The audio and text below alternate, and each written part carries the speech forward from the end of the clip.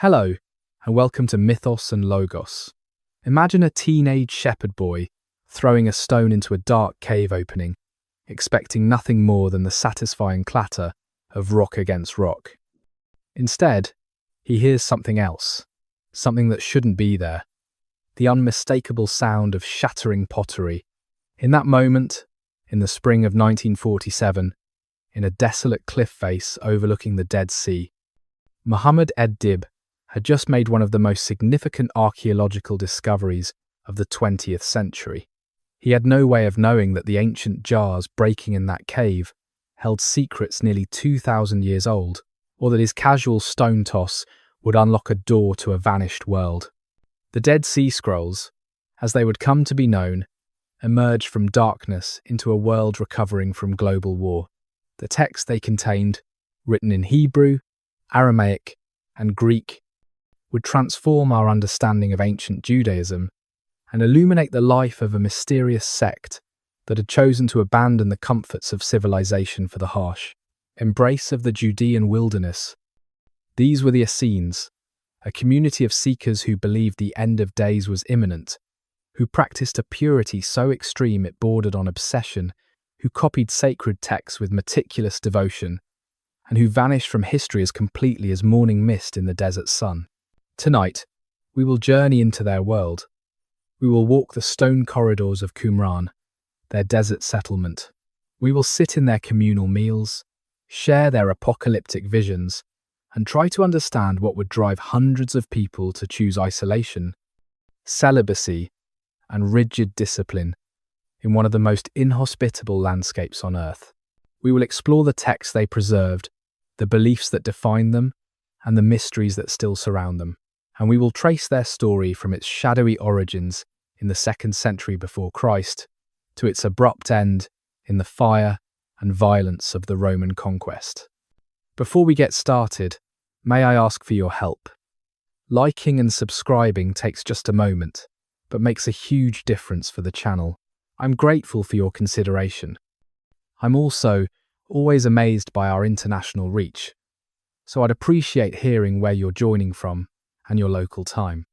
As the present fades to whispers, we find ourselves transported to the Judean desert in the spring of 1947, where the morning sun has not yet burned away the coolness of night, where the limestone cliffs glow pale gold, and where the air smells of dust and wild herbs, and the distant salt tang of the Dead Sea scrolls in the sand.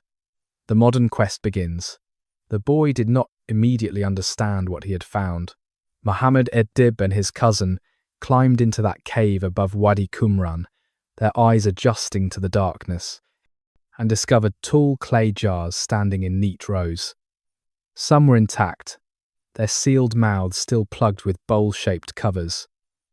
Others had broken open, perhaps from earthquakes or the expansion of their ancient contents. Inside, several jars lay bundles wrapped in linen, dark with age, brittle to the touch. The scrolls were not immediately recognized as treasure. Muhammad and his cousin took several bundles back to their camp, storing them casually among their belongings. In the weeks that followed, portions of the scrolls changed hands multiple times, passing through markets and antiquities dealers in Bethlehem and Jerusalem. This was a land in turmoil. The British Mandate was ending. Violence between Jewish and Arab communities was escalating, and ancient manuscripts were simply one more commodity in a chaotic marketplace. Eventually, fragments reached Eliezer Sukenik, an archaeologist at Hebrew University in Jerusalem, on the very day the United Nations voted to partition Palestine, November 29th, 1947. Sukenik met with an Armenian antiquities dealer in a divided Jerusalem tense with anticipation and dread. The dealer showed him a fragment. Sukenik, even in that brief examination, recognized what he was seeing. The Hebrew script was ancient, perhaps from the last centuries before Christ or the 1st century after. The content appeared biblical. His hands must have trembled as he realized the implications, but securing the scrolls proved extraordinarily difficult. Jerusalem erupted into violence. Neighborhoods became battlegrounds. Travel between sectors required risking sniper fire and roadblocks. Yet Sukenik persisted, driven by scholarly passion and the recognition that these texts might be lost forever in the chaos of war. He acquired several scrolls, including portions of Isaiah and what would later be called the War Scroll, smuggling them to safety even as bullets flew through the streets outside. Meanwhile, other portions of the original find followed a different path. 4 major scrolls ended up in the possession of the Syrian Orthodox Metropolitan in Jerusalem, who initially had little idea of their value or antiquity. Through a circuitous route involving American archaeologists and institutions, these scrolls eventually came to scholarly attention. The Dead Sea Scroll discovery was announced to the world in April 1948, just as the State of Israel declared independence, and the region plunged into full-scale war. The announcement created a sensation in academic circles. Scholars immediately recognized the potential significance. If authentic, these were among the oldest biblical manuscripts ever discovered, predating the previously known Hebrew texts by a millennium. Moreover, they might shed light on the development of biblical texts, on the diversity of ancient Judaism, on the world that gave birth to Christianity, but authentication would require access, analysis, and above all, finding the cave where they originated. That cave, later designated Cave 1, was officially excavated in 1949. Archaeologists found fragments of approximately 70 different manuscripts scattered on the cave floor, along with the remains of the distinctive jars. The dry climate of the Dead Sea region, one of the lowest and most arid places on Earth, had preserved organic materials that would have disintegrated almost anywhere else. Leather and papyrus, ink and linen, all had survived in this natural archive. But Cave 1 was only the beginning. Between 1947 and 1956, 11 caves in the cliffs around Qumran yielded manuscript fragments. Cave 4 alone, discovered by Bedouin searchers in 1952, contained remnants of over 500 different texts. The scholarly world scrambled to acquire, catalogue, preserve, and study this unprecedented textual treasure. International teams formed, painstaking work began to piece together fragments, some no larger than a postage stamp, attempting to reconstruct ancient books from their scattered remains. The scrolls revealed an astonishing library. There were copies of nearly every book of the Hebrew Bible, some in multiple versions, showing textual variations. There were previously unknown psalms, prayers, and wisdom literature. There were apocalyptic visions, describing cosmic battles between good and evil. And there were sectarian texts, rules and commentaries produced by the community itself, offering an unfiltered glimpse into their beliefs, practices, and self-understanding. But who had written these texts? Who had carefully placed them in jars and hidden them in caves? The answer lay not just in the scrolls themselves, but in the ruins of a settlement on a barren terrace below the caves, a place the modern world calls Qumran, the world they left behind. Before we enter that ancient settlement, before we meet its inhabitants through the words of ancient historians and the evidence of archaeology, let us stand in the landscape they chose, the wilderness that became their home. The Judean desert unfolds in layers of stone and light. From the heights of Jerusalem, the land falls away toward the east, descending through terraced hills where olive trees cling to thin soil, then into deeper folds where only thorn bushes and wild grasses survive. The descent continues, dropping below sea level, until finally the Great Rift Valley appears, a geological wound in the earth where Africa and Asia are slowly pulling apart. At the bottom of this rift lies the Dead Sea, its waters so saturated with salt that nothing can live in its depths, its surface so dense with minerals that a body floats effortlessly, unable to sink. The light here has a quality found nowhere else.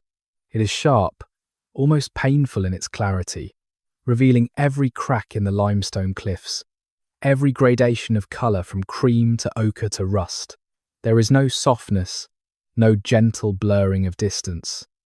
Everything stands distinct, etched against the fierce blue sky or the deeper blue of the salt-heavy water.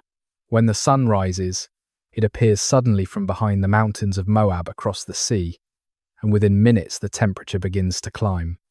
By midday, in summer, the heat is staggering, a physical presence that drives every living thing to shelter. Yet this landscape possesses a stark beauty. The rock formations create a natural sculpture garden of wind-carved stone and water-cut canyons. In rare years when winter rains are generous, the wadis, the desert watercourses, briefly flow with muddy torrents. And for a few weeks, the desert blooms. Tiny flowers push through the gravel, bursts of yellow and purple and white, living fast and dying young before the heat returns. Wild ibex navigate the cliff faces with impossible grace, their curved horns silhouetted against the sky. At night, when the heat finally releases its grip, the stars appear in overwhelming profusion, undimmed by any competing light, so numerous they seem to overflow the bowl of heaven. This was the wilderness the Essenes chose, not the gentler hills of Galilee, not the fertile valleys of the north, not even the more forgiving lands to the south. They came to the edge of the world, to a place where survival required constant effort, where water was precious, where every grain of barley had to be carried in from distant fields. They came to the margins, and there they built their community of the pure. 2,000 years later, the landscape remains largely unchanged. The ruins of Qumran still stand on their terrace, excavated and partially reconstructed, a destination for tourists and pilgrims who brave the desert heat. The Dead Sea has receded, its level dropping year by year as its waters are diverted for human use, exposing beaches of salt crystal that crunch underfoot. The caves in the cliffs are empty now, their treasures removed to climate-controlled museums in Jerusalem and Amman and Paris. But the wilderness endures, indifferent to human presence, as it always has. Stand there in the late afternoon, when the worst heat has passed, and you can almost hear the echoes, the shuffle of sandaled feet on stone paths, the murmur of prayers in Hebrew and Aramaic, the splash of water in ritual baths, the scratch of reed pens on leather scrolls. The ghosts are thin, but they are there, if you know how to listen. Second Temple shadows. To understand why the Essenes withdrew to the wilderness, we must first understand what they were withdrawing from. Their story begins not in the desert, but in Jerusalem, in the sacred precincts of the Second Temple, in the political and religious turbulence that shook Judea in the centuries before Christ. The Second Temple stood where Solomon's original temple had once risen, before the Babylonians burned it in 586 BC. When the Persians conquered Babylon and allowed the exiled Jews to return home, they rebuilt their central shrine, though the old men who remembered the first temple wept, saying the new one did not compare to its predecessor's glory. Still, it became the heart of Jewish religious life, the dwelling place of God's presence on earth, the only location where sacrifices could be offered, the destination of pilgrims from throughout the Jewish world. For centuries, Judea existed as a small province in vast empires, first Persian, then Macedonian. When Alexander the Great died in 323 BC, his empire fractured among his generals. Judea found itself caught between the Ptolemies, who ruled Egypt, and the Seleucids, who controlled Syria. For over a century, the land served as a buffer zone and occasional battlefield between these Hellenistic powers. Then in 198 BC, the Seleucid king Antiochus III wrested control of Judea from the Ptolemies. At first, little changed. The high priests continued to govern the temple, and through it, much of Jewish, religious, and civic life. But the Seleucids were zealous promoters of Hellenistic culture. Greek language, Greek philosophy, Greek customs spread through their realm. Many Jews, particularly among the wealthy and educated urban classes, embraced these influences. They built gymnasiums, adopted Greek names, studied Greek literature, and integrated Hellenistic ideas into their understanding of Torah. Others resisted fiercely. They saw Hellenization as a pollution of the covenant, a betrayal of their ancestors' faith. The conflict divided families, created factions, and poisoned the atmosphere in Jerusalem. When Antiochus IV took the throne in 175 BC, these tensions exploded into open crisis.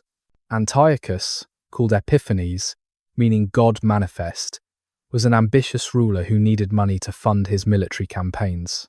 He looked to wealthy Jerusalem and saw an opportunity. The office of high priest, which had been hereditary, became something that could be bought. First one candidate paid for the position, then another outbid him, then a third offered even more. These high priests were Hellenizers, men who saw no contradiction between Jewish faith and Greek culture. They built a gymnasium in Jerusalem itself. In view of the temple, some Jewish youths even underwent painful surgery to reverse their circumcision so they could exercise naked in the Greek manner without appearing different. For traditional Jews, this was abomination. But worse was coming. In 167 BC, Antiochus needed more money and faced resistance in Judea. He decided to break Jewish religious practice entirely, perhaps believing that eliminating this source of division would strengthen his control. He outlawed the practice of Judaism. Torah scrolls were burned. Circumcision was forbidden. Sabbath observance was made a capital crime. And in the ultimate desecration, he set up an altar to Zeus in the temple itself and sacrificed pigs, unclean animals, on the holy altar. Jewish tradition would remember this as the abomination of desolation, a phrase that echoed down through generations, appearing in the book of Daniel, recurring in later Jewish and Christian apocalyptic texts. It was a rupture, a breaking point that made continued coexistence impossible. A priest named Mattathias, from the rural town of Modin, refused to participate in enforced pagan sacrifice. He killed the Seleucid official who commanded it, then fled to the hills with his 5 sons. What began as a family's desperate resistance transformed into a guerrilla war. Mattathias died, but his son Judah, called Maccabeus, the Hammer, proved a brilliant military leader. Against all odds, the Jewish rebels defeated Syrian armies, recaptured Jerusalem, and cleansed the temple. The rededication of the temple in 164 BC would be commemorated forever after, in the festival of Hanukkah. But the Maccabean triumph contained the seeds of future conflicts. The Hasmonean dynasty, as Mattathias's descendants came to be called, consolidated power. They expanded Judea's territory, forcing conquered populations to convert to Judaism. And controversially, they combined the offices of king and high priest in one person. This violated ancient tradition. The high priesthood belonged to the descendants of Aaron through the line of Zadok. The Hasmoneans were priests, yes, but not of the proper lineage. For those who cared deeply about religious law and purity, this was a problem, a wound that would not heal. By the 1st century BC, when Rome began to assert control over the eastern Mediterranean, Judea was outwardly independent, but internally fractured. The temple still stood, services continued, pilgrims still came for the great festivals. But beneath the surface, profound disagreements divided Jew from Jew. How should one interpret Torah? How strictly should one observe purity laws? Were the current priests legitimate? Was collaboration with foreign powers acceptable? What did God require of his people in these troubled times? Into these debates, 3 major schools of thought emerged, each with its own answers, its own vision of faithfulness. And one of these schools would choose the most radical answer of all: separation, withdrawal, a new beginning in the wilderness. The 3 paths. If you walk the streets of Jerusalem in the 1st century before Christ, you would have encountered representatives of 3 distinct Jewish movements, each claiming to represent authentic interpretation of Torah, each viewing the others with varying degrees of suspicion or disdain. The Sadducees were the aristocratic party, concentrated among the priestly families who controlled the temple and its enormous wealth. They were religious conservatives in the sense that they accepted only the written Torah, the 5 books of Moses, as binding scripture. They rejected the later prophetic writings and wisdom literature that other Jews revered. They did not believe in resurrection of the dead, in angels or demons as separate beings, or in an afterlife of rewards and punishments. When the body died, the soul died with it. This world was the only arena that mattered. This theology suited their social position. As the wealthy, the powerful, those who benefited from the current order, the Sadducees had no reason to look for divine intervention to overturn the world. They collaborated with whoever held political power. First the Hasmoneans, then Herod, then Rome itself, because stability served their interests. Their goal was maintaining control of the temple, preserving their privileges, and preventing disruptions that might provoke foreign interference. They were pragmatists, survivors, realists who understood that Judea existed in a world of empires and that rigid idealism was a luxury small nations could not afford. The Pharisees represented a very different approach. They were the popular party, drawing support from merchants, craftsmen, and common people. Where Sadducees focused on the temple, Pharisees emphasized the synagogue, local houses of study and prayer that existed in every Jewish community. Where Sadducees restricted authority to the written Torah, Pharisees embraced the oral tradition, the accumulated interpretations and applications passed down through generations of scholars. Pharisees believed in resurrection, in angels and demons, in a world to come where the righteous would be rewarded and the wicked punished. They developed elaborate interpretations of purity laws, dietary restrictions, Sabbath observance, tithing, and other commandments, seeking to extend priestly standards of holiness to everyday lay life. Every Jew, they taught, could and should live in a state of ritual purity. Every home could become a place of holiness. One did not need the temple to serve God. Torah, study, and prayer, and ethical behavior were equally valid expressions of devotion. This democratization of religious authority threatened the Sadducees, who saw it as undermining the temple's centrality and, by extension, their own power. The two groups clashed constantly over interpretation and practice. The New Testament preserves echoes of these debates, showing Pharisees questioning Jesus, testing his knowledge, challenging his interpretations. But it also shows occasional cooperation, moments when shared interests brought the rivals together against a common threat. And then there was a third way, less visible in the cities, spoken of in hushed tones, represented by men who appeared occasionally in Jerusalem, but whose true home lay elsewhere. The Greek historian Josephus, writing in the late 1st century AD, called them Essenes, a name whose origin and meaning remain uncertain. Were they the pious ones, the Hasidim? Were they healers, from the Aramaic word for physician? Were they bathers, defined by their obsessive ritual washing?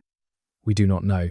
But Josephus describes them in detail, and his account, combined with the scrolls found at Qumran, allows us to reconstruct their worldview.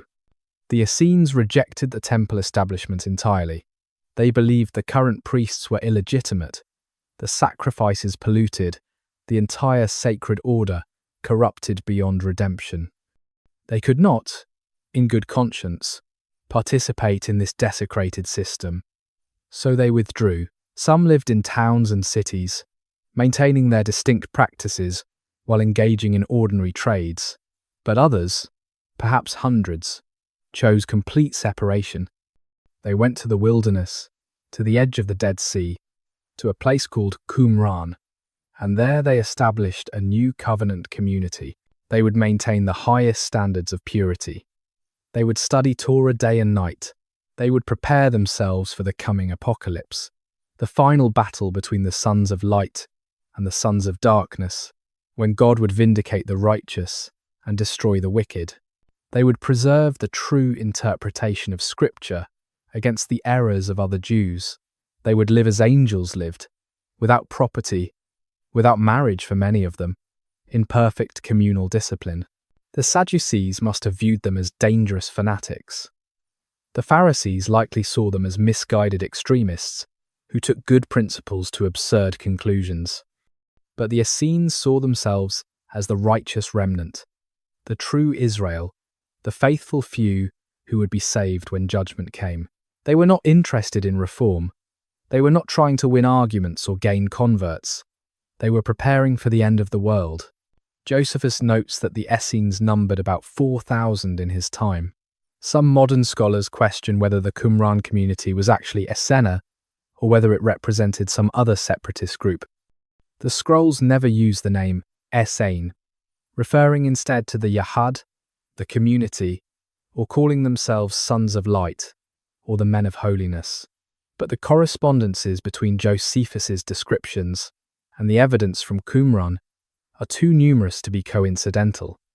These were almost certainly the same people, viewed from outside and from inside, through Greek eyes, and through their own self-understanding. 3 paths through the religious landscape of Second Temple Judaism. 3 answers to the question of how to be faithful in troubled times. And one of these paths led directly into the wilderness, away from the compromises and corruptions of the city, toward a purity so absolute it required abandoning everything else. Josephus speaks, a Romano-Jewish voice.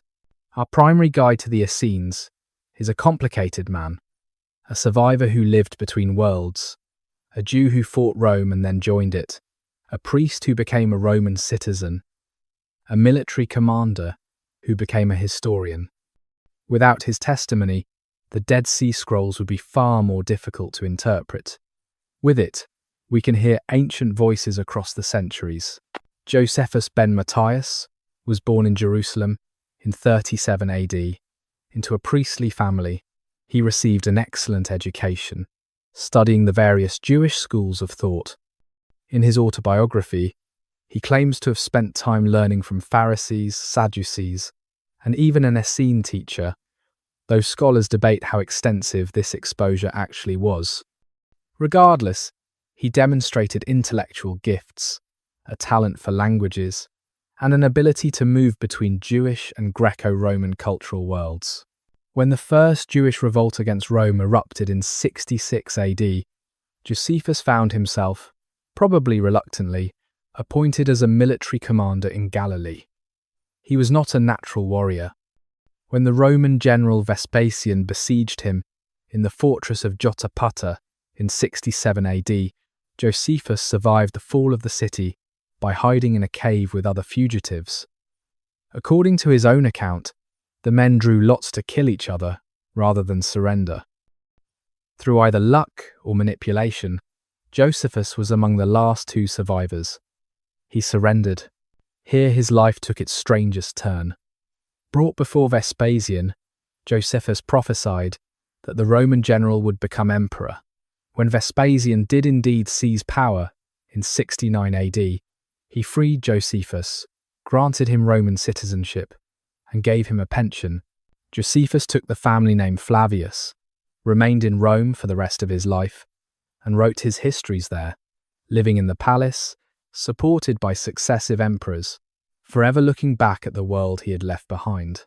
His fellow Jews largely viewed him as a traitor. He had fought against Rome, then joined it. He had watched Jerusalem burn in 70 AD, had witnessed the destruction of the temple, had seen his people scattered and enslaved.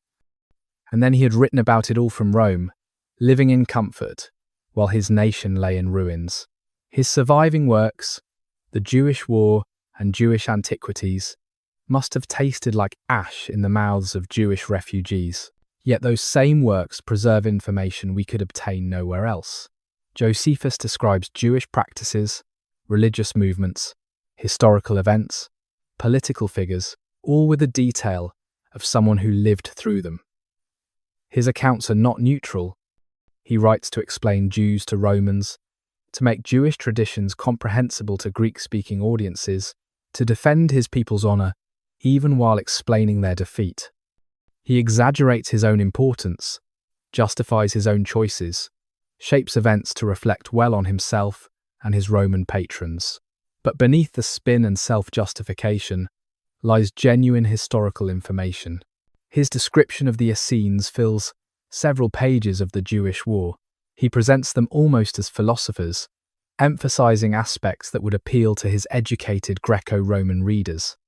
He describes their communal lifestyle, their rejection of private property, their simple meals, their daily schedule of prayer and work. He notes their extreme piety, their careful study of scripture, their belief in the immortality of the soul. But he also includes details that could only come from close observation or reliable sources. He describes their admission process, a 3-year probation before full membership. He mentions their white garments, their avoidance of oil for anointing, their practice of facing the sun during morning prayers. He records their belief that bodies are corruptible, but souls are eternal, a view that sounds almost Platonic, but may reflect Essene thought expressed in Greek philosophical terms. Josephus claims there were 2 orders of Essenes, one celibate and another that married and raised children, though still under strict regulations. He notes their reputation for prediction and prophecy, their knowledge of medicinal plants, their longevity, which he attributes to their simple lifestyle. He reports that under torture during the revolt, Essenes refused to eat forbidden foods or blaspheme their lawgiver, enduring torment with smiles on their faces, confident in eternal reward. Some of these descriptions seem almost too good to be true, presenting Essenes as idealized philosopher ascetics who would appeal to readers familiar with Stoic or Pythagorean traditions. Josephus was a showman, a man who knew how to craft a narrative for his audience. But archaeology has confirmed enough of his details, ritual baths and communal dining halls, and extreme water usage at Qumran, to suggest he was working from real knowledge. We must read him carefully, critically, aware of his biases and purposes. But we cannot ignore him. He is the bridge between the ancient texts found in caves and our attempts to understand them. He puts faces on the Essenes, gives them voices, places them in historical context. Through him, they cease to be merely authors of scrolls and become people, however imperfectly we can see them. When Josephus wrote his histories, the Essenes were already gone, casualties of the same revolt that destroyed so much of Jewish Palestine. The Qumran settlement lay in ruins, burned by Roman forces in 68 AD. The scrolls hidden in caves were still there, waiting in darkness, but the community that wrote and preserved them had vanished. Josephus was writing their epitaph, probably without realizing it, preserving memory of people who would have no other voice until the 20th century. A morning in the wilderness. You wake before dawn, as you always do, to the sound of others already stirring. The air in the dormitory is cool, almost cold. The desert surrenders its heat quickly after sunset, and in the hours before sunrise, the chill settles into your bones. You reach for your garment, the simple white robe that marks you as a member of the community, and pull it over your head. Around you, other men are doing the same, moving quietly in the darkness. No one speaks. The night is for silence. You follow the others outside. The sky is still dark, but the eastern horizon shows the first faint paling that precedes dawn. The stars are brilliant overhead, more stars than you ever saw in Jerusalem. So many they seem to touch each other, a river of light flowing across heaven. You pause, as you always do, to look up at them. The others do the same. You are waiting, all of you, facing east. The moment comes. The first sliver of sun appears over the mountains of Moab, and together you begin the morning prayers. Your voice joins dozens of others, Hebrew words rising into the awakening air. You are blessing the Creator, acknowledging the light, thanking the giver of all good things for another day of life.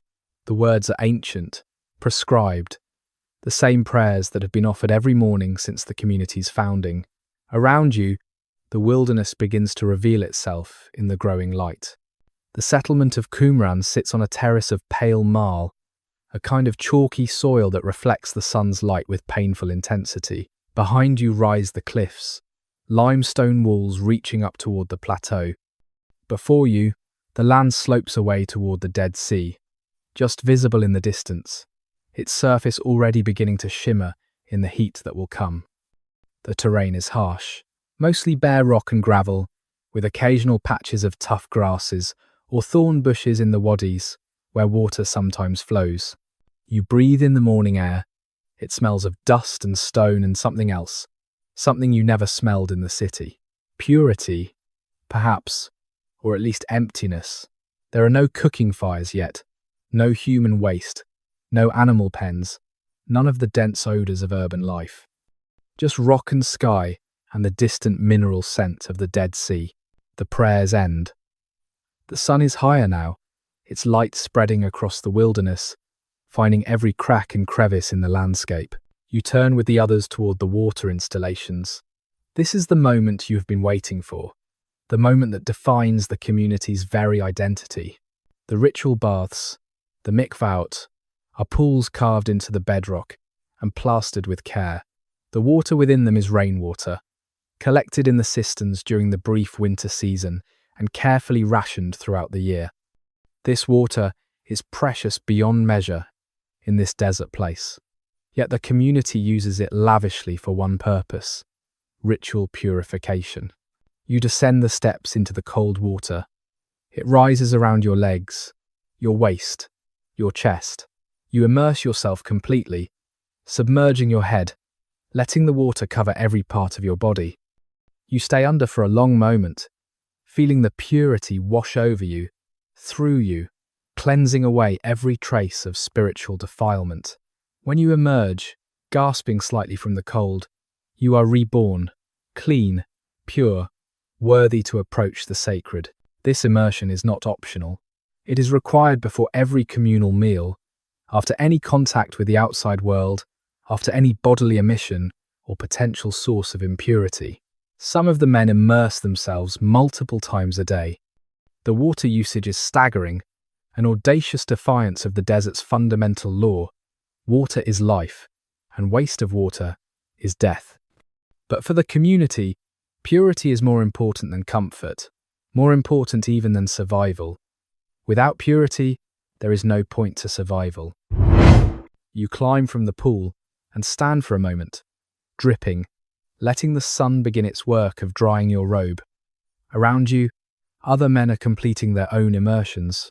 You recognize faces now, know names and positions within the community. There is the supervisor of the many, the leader who oversees the daily functioning of the settlement. There is one of the priests, a man of the proper Zadokite lineage, qualified to lead prayers and interpret scripture. There are ordinary members, like yourself, men who have completed the 3 years of probation and taken their place among the sons of light. You walk together toward the dining hall. Your stomach reminds you that you have not eaten since yesterday's communal meal. The community eats twice a day, always together, always in ritual purity, always with prescribed blessings and ordering. No one eats alone. No one eats in impurity. Food is sacred, a gift from God, and the act of eating is itself a form of worship. The hall is a long room with low benches and simple tables. You take your place according to rank, the priests and elders first, then full members, then those still in probation who may observe but not fully participate. A loaf of bread sits before each person, and a simple vegetable stew waits in common bowls. The priest stands and blesses the food. Only then may you eat. The bread is coarse but filling. The stew is flavoured with herbs gathered from the wadis, perhaps some dates or lentils traded from passing caravans. It is not elaborate food, not the rich dishes you remember from festival days in Jerusalem, but it is enough, and it is pure, prepared according to the community's strict regulations. You eat slowly, chewing carefully, aware of the sacred nature of the act. No one speaks during the meal. Later, in the communal meetings, there will be discussion, study, interpretation of scripture. But meals are times of quiet reflection, of gratitude, of awareness of God's presence among the community. You can hear the sounds of eating, the scrape of spoons against pottery, the rustle of robes as men shift position. Outside, you can hear the wind beginning to rise as the sun climbs higher. When the meal ends, you file out into the growing heat. The day's work awaits. Some will go to the scriptorium to copy texts. Some will work in the fields that lie some distance from the settlement.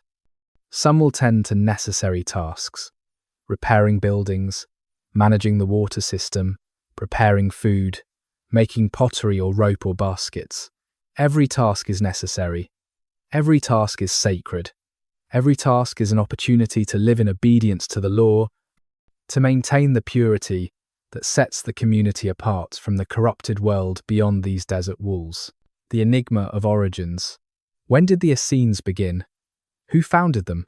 What spark of conflict or vision of purity first drove men into the wilderness to establish this alternative community? The scrolls themselves offer tantalizing clues, but no simple answers. Speaking of conflicts and personalities in coded language that may have been clear to insiders, but remains frustratingly obscure to us. The community rule, one of the primary sectarian texts, opens with declarations about entering a covenant, about separating from the congregation of perverse men, about preparing in the wilderness a way for the Lord. The language echoes the prophet Isaiah, deliberately claiming biblical authority for what the community is doing, but it does not tell us when this separation occurred or what immediate circumstances provoked it. Other texts mention a figure called the Teacher of Righteousness, the Moreh Hatzedek.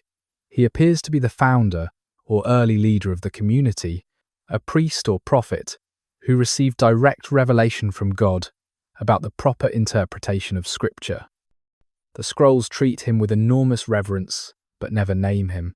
Perhaps his actual identity was so well known to community members that naming seemed unnecessary. Perhaps deliberate anonymity protected him or his memory.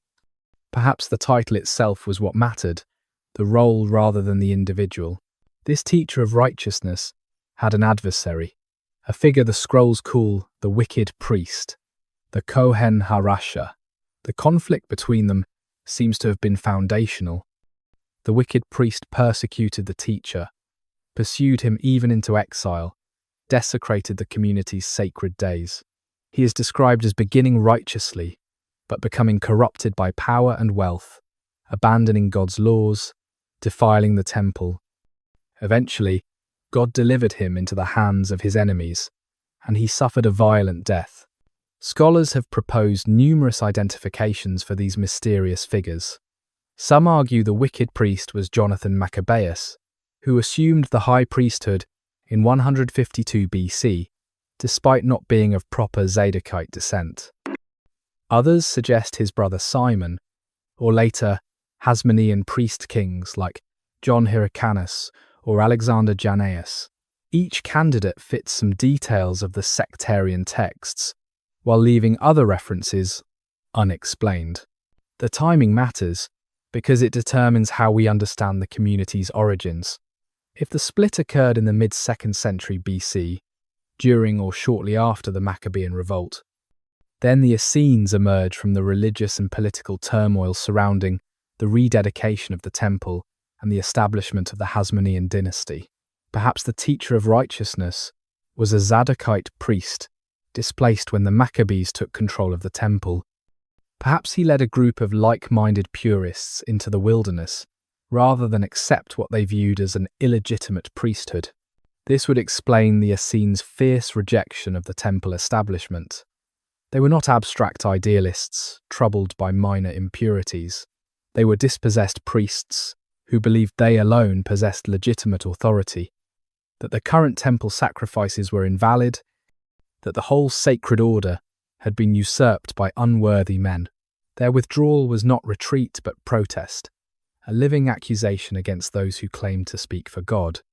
Alternatively, if the split occurred later, perhaps during the reign of Alexander Jannaeus in the early 1st century BC, the origins might lie in different conflicts. Jannaeus was a brutal ruler who crucified hundreds of Pharisees after they rebelled against him.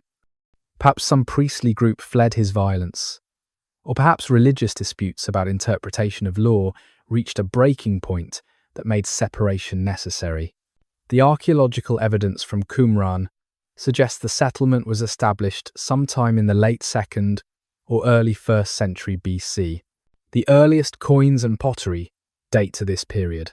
The buildings show multiple phases of construction and renovation, suggesting the community grew and changed over time.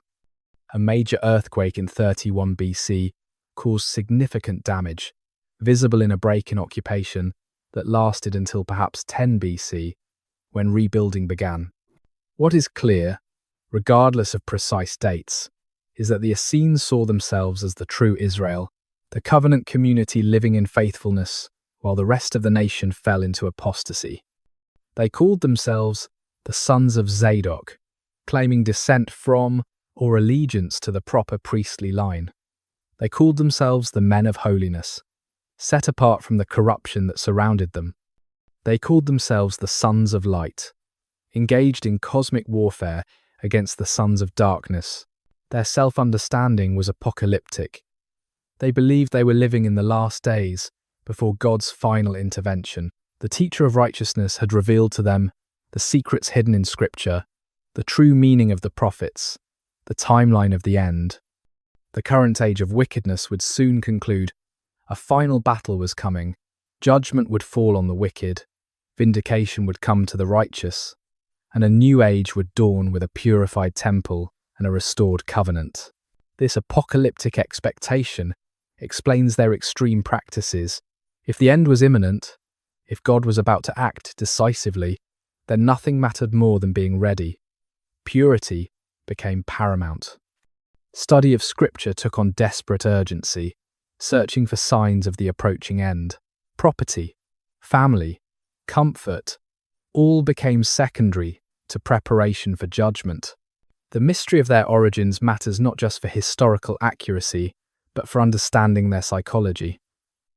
These were not people playing at religion. They were not dilettantes seeking an interesting lifestyle experiment. They were true believers who had staked everything on their convictions. They had left homes, families, possessions, the temple itself, all because they believed God required it. They had chosen the hardest path, the most demanding discipline, the most complete separation, and they sustained that choice for over 2 centuries, through political upheavals, foreign conquests, internal conflicts, until Roman fire finally ended their desert vigil. Somewhere in the coded references to the teacher of righteousness and the wicked priest, somewhere in the careful analysis of paleography and pottery and architectural phases, lies the answer to when and why this remarkable community began. But even without certainty about names and dates, we can see the pattern clearly enough. Conflict led to separation. Separation led to new community. And new community generated a vision of purity so absolute, it transformed a handful of religious refugees into one of ancient Judaism's most distinctive movements. Choosing the desert. His name was Eleazar, though soon that name would matter less than his new identity as a member of the community. In Jerusalem, he had been a scribe, skilled in reading and writing, employed occasionally by wealthy merchants to draft contracts or keep accounts. It was respectable work that used his education, work that fed him. But it was not enough. Something in him ached for more, for meaning, for a life that reached toward holiness rather than merely toward survival. He had heard whispers of the Essenes. Of course, everyone in Jerusalem knew the rumors of men who lived in the desert, who practiced a purity that made even the Pharisees look lax, who waited for the end of days with absolute certainty.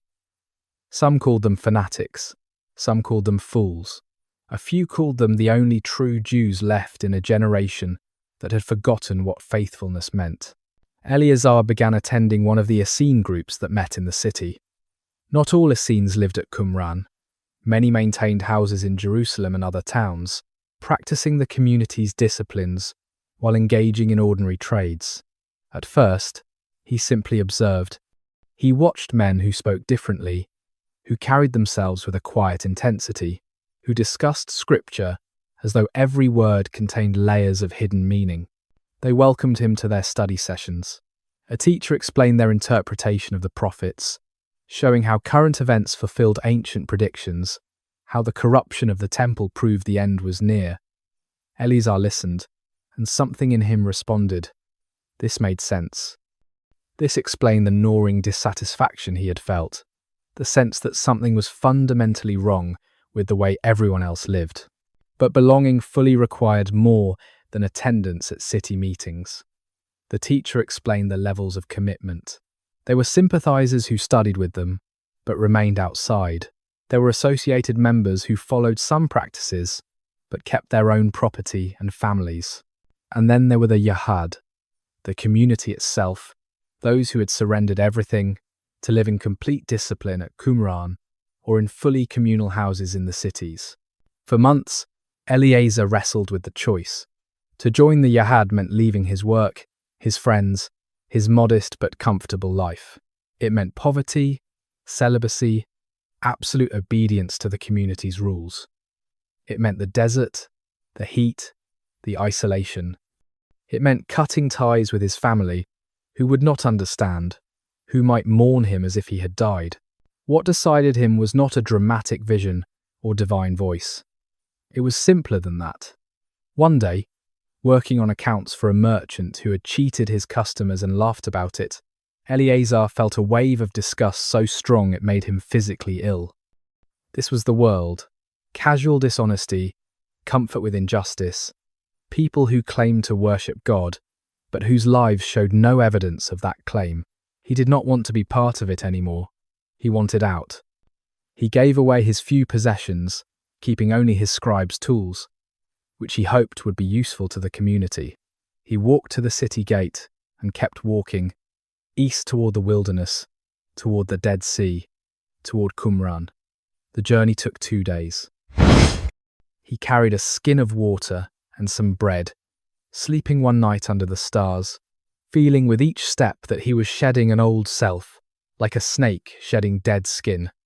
When he arrived at Qumran, dusty and sunburned, he was received without surprise or fanfare. Others had made this journey before him. The supervisor of the many interviewed him, asking about his background, his reasons for coming, his understanding of the community's beliefs. Eleazar answered honestly. He was uncertain about some doctrines. He was afraid he might not be strong enough for the discipline, but he wanted to try. He wanted to belong to something real, something that demanded everything and offered in return the possibility of genuine holiness. The supervisor nodded. Eleazar would begin as a postulant, the first stage of a 3-year probationary period. He would live at the settlement, but remain separate from full members. He would observe their practices, but not participate in the communal meals or the pure food. He would study, learn the rules, prove his commitment. Only after a year, if he persisted, would he advance to the next stage, partially joining the community's purity fellowship, but still not fully admitted. And only after 3 full years, if he proved faithful and was approved by the community in a vote, would he take the final oaths and become a full member. Eleazar agreed to everything. He was given a simple robe, shown to a dormitory, assigned tasks. His new life began with ritual immersion in one of the pools, washing away his old identity, emerging as someone new. The water was shockingly cold. He gasped as it closed over his head. When he surfaced, the supervisor was smiling slightly. "You will get used to it," the older man said. "You will immerse twice each day, at minimum. By winter, you will barely notice the cold." Eleazar was not sure he believed that, but he nodded. He was here now. He had made his choice. Whatever came next, it would be in pursuit of something he had never found in Jerusalem, a community that actually tried to live according to God's law, without compromise, without excuse, without the comfortable accommodations that everyone else accepted as inevitable. In the years that followed, Eleazar would sometimes wonder at the path that had brought him to this harsh, demanding, strangely beautiful place. But he never wondered whether he had made the right choice. Here, in the wilderness, among men who had also given up everything for the sake of purity, he had found what he was seeking: not ease, not comfort, but meaning, purpose, the possibility, perhaps even the reality, of holiness. Where earth meets heaven, the wilderness in Jewish thought was never merely geography. It was symbol, metaphor, theological statement. It was the place where heaven and earth came close together, where the ordinary rules were suspended, where encounters with the divine became possible. Israel's foundational story took place in wilderness. Abraham wandered as a nomad. Moses received the law at Sinai. The entire nation spent 40 years in the desert, transformed from slaves into a people, forged in hardship and sustained by daily miracles.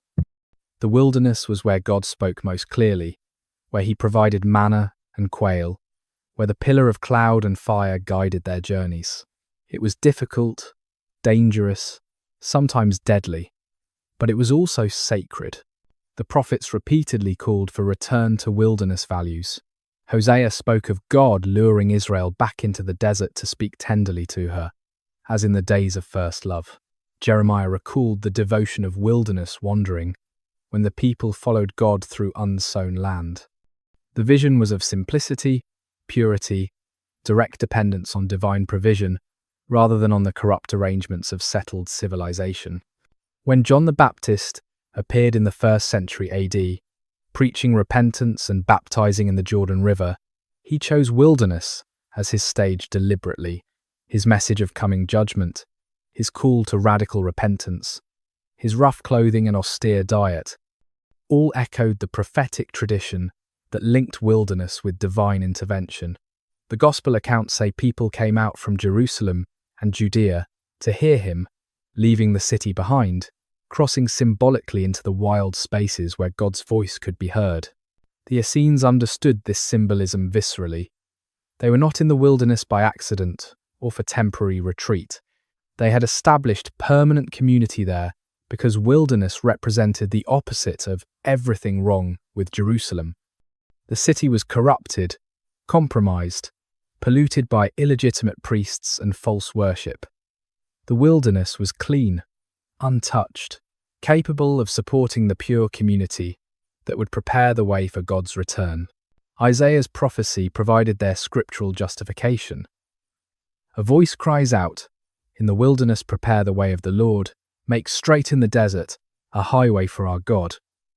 They read this as literal instruction. They were to go to the wilderness, to prepare there, to make themselves and the space they occupied ready for divine visitation. The settlement at Qumran was not exile or punishment. It was obedience, fulfillment of prophetic command. But wilderness was also dangerous, a place of testing and demons. Israel had sinned in the wilderness, worshipping the golden calf, complaining against God, dying by thousands when they failed to trust. Jesus, according to the Gospels, was driven into the wilderness immediately after his baptism, where he fasted 40 days and was tempted by Satan. Wilderness was where boundaries thinned, where the cosmic battle between good and evil became visible. The Essenes embraced this understanding. They saw themselves engaged in spiritual warfare. The community rule speaks of the two spirits within humanity, the spirit of truth and the spirit of falsehood, locked in combat until God's final intervention. Living in the wilderness meant living on a battlefield, surrounded by hostile forces, sustained only by angelic protection and divine favor. Yet for all its harshness, the wilderness also offered gifts available nowhere else: silence, clarity, the ability to hear one's own thoughts and God's voice without the constant noise of human society. The night sky undimmed by city lights, displaying the heavens in overwhelming glory. The simplicity of needs reduced to basics: water, food, shelter, community. The stripping away of pretense, luxury, distraction, everything that might come between the soul and its creator. Modern visitors to the Judean desert often report a similar sense of the place's spiritual power. There is something about the extreme landscape, the dramatic geology, the interplay of light and shadow on stone that seems to amplify perception, to make the inner life more vivid. Whether this is genuine mystical quality or simply the effect of sensory deprivation and physical hardship creating altered states of consciousness, the result is the same. The wilderness changes those who enter it. The Essenes chose the harshest possible version of wilderness, the lowest, hottest, most inhospitable corner of the land. They could have settled in Galilee, with its forests and springs, or in the hill country with its more moderate climate. Instead, they chose the desert fringe, the place where survival required constant effort. This was not masochism, but theology made visible. They wanted no comfort, no ease, nothing that might soften their discipline or distract from their purpose. The desert's severity matched their spiritual rigor. In that place where earth seemed to meet heaven, where the Dead Sea's impossible saltiness and the cliff's dramatic formations suggested a world more mythic than mundane, they built their community of the pure.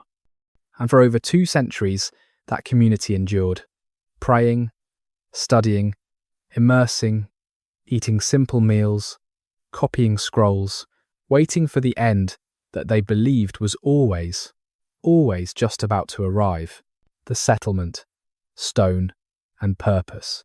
The ruins that archaeologists excavated in the 1950s revealed a community that had transformed a barren terrace into a functioning settlement through ingenuity and enormous effort. Qumran was never a large place, perhaps housing between 100 and 200 residents at its peak, but what it lacked in size, it compensated for in organization and purpose. The main building complex occupied a rectangular space, roughly 37 meters by 30 meters, with additional structures extending from this core. A tower rose at the northwest corner, probably serving both defensive and practical purposes, offering views of approaching visitors and providing storage space in its lower levels. This was no fortress, despite the tower, but neither was it entirely vulnerable. The wilderness had its own dangers. Bandits, wild animals, occasionally hostile Bedouin, and the ever-present possibility of flash floods roaring down the wadis with destructive force. The heart of the settlement was water. In a landscape where rainfall totaled perhaps 2 inches per year, all falling in brief winter storms, every drop had to be captured, channeled, and preserved. The Essenes engineered an elaborate system that remains impressive even today. An aqueduct brought seasonal runoff from the Wadi Qumran, carrying the muddy water into a series of settling basins where sediment could drop out before the liquid reached the main cisterns. The cisterns themselves were carved into bedrock and plastered to prevent seepage. Archaeological investigation identified at least 7 major cisterns with a combined capacity of thousands of gallons. This water served multiple purposes: drinking, cooking, agriculture in small plots, and most importantly, the ritual immersions that defined community life. The presence of so many plastered pools, with carefully constructed steps descending into them, with channels connecting them to the water supply, confirms that ritual purity was not mere ideology, but the organizing principle around which the entire settlement functioned. A long room, with low tables and benches, served as the communal dining hall. This space could accommodate the entire community, seated in order of rank, sharing simple meals that were themselves acts of worship. Adjacent rooms appear to have served as pantries for storing food, including vast quantities of pottery vessels.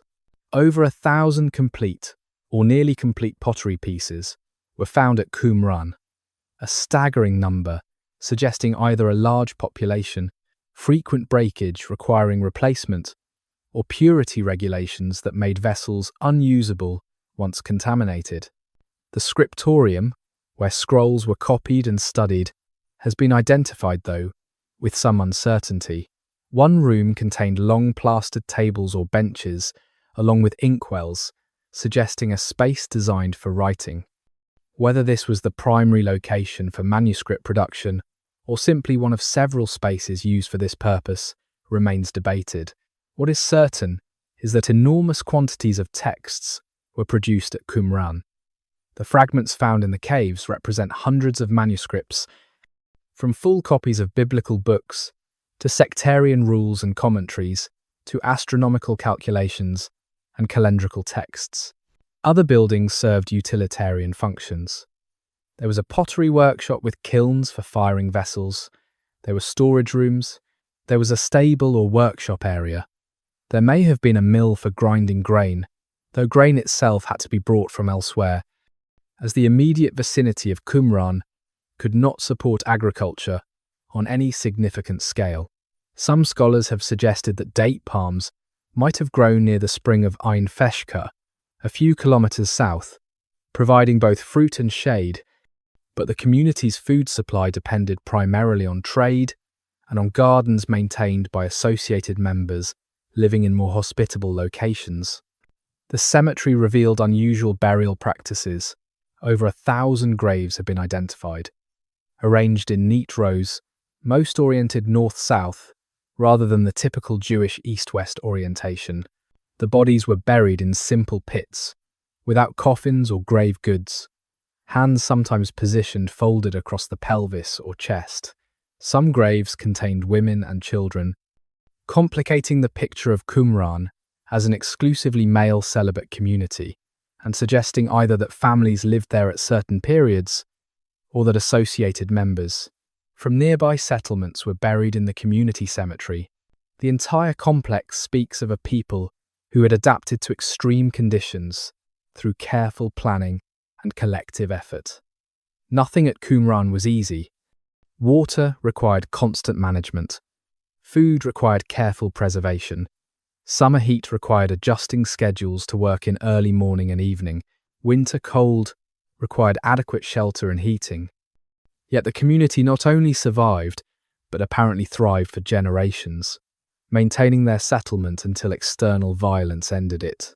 Walking through the excavated ruins today, one can still trace the outlines of that ancient life. Here is the tower, its stones still standing several courses high.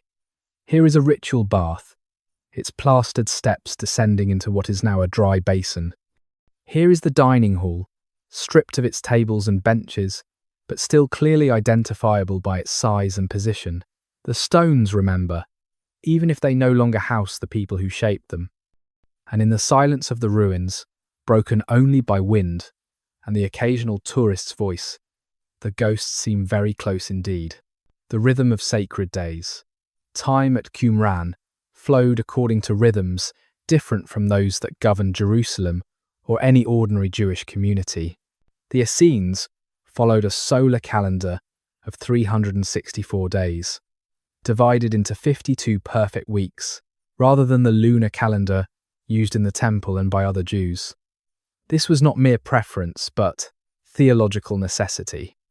They believed the temple establishment had corrupted even the calendar, celebrating festivals on wrong dates, throwing the entire sacrificial system out of alignment with cosmic order.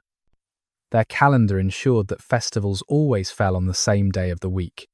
The Day of Atonement was always on a Friday. The Feast of Weeks was always on a Sunday. This regularity reflected divine perfection, they believed, the orderly structure of creation itself. The Book of Jubilees, found among the scrolls, described this calendar as revealed to Moses on Sinai, as eternal and unchanging as the stars themselves. But this calendrical difference meant the Essenes celebrated festivals on different days than other Jews, creating yet another barrier between the community and the temple establishment. When pilgrims crowded into Jerusalem for Passover, according to the lunar calendar, the Essenes had already observed it days earlier, or had not yet reached that point in their cycle. They were literally living in a different timeline, their sacred year out of sync with the rest of Israel. The daily schedule at Qumran began before dawn, with the morning prayers facing the rising sun. This practice troubled later Jewish and Christian writers, who saw it as possibly pagan sun worship. The Essenes would have rejected this interpretation fiercely. They were not worshipping the sun, but acknowledging the Creator through his creation, blessing the light giver through the gift of light. The sun was God's appointed marker of time, the greater light to rule the day, and its appearance each morning was an opportunity for praise. After prayers came the morning immersion, the ritual bath in cold water that washed away the impurities of sleep and prepared the body for sacred activities. Then came the first communal meal, eaten in silence after priestly blessing.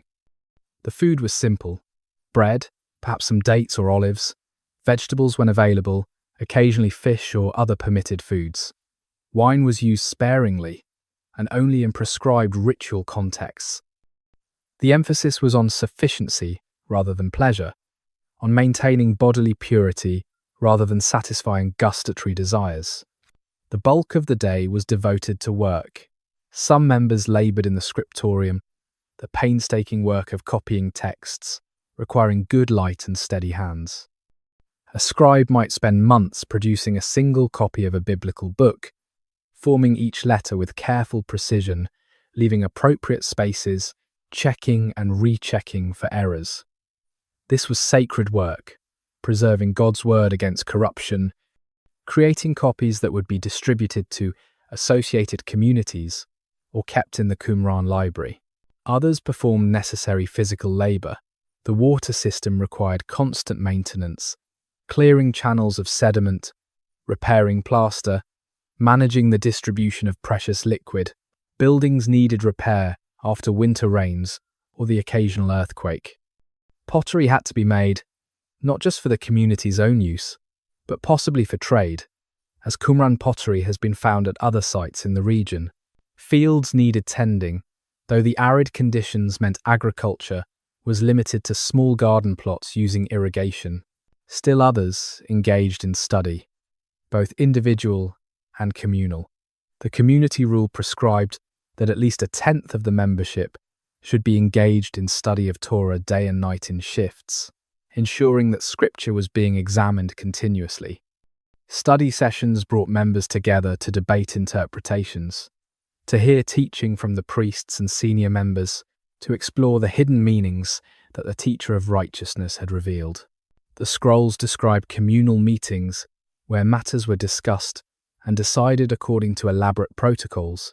Full members sat in order of rank, priests first, then elders, then ordinary members. Each person could speak only when recognized.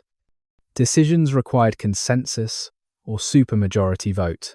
Strict rules governed behavior during meetings. No interrupting, no laughing inappropriately, no falling asleep during proceedings.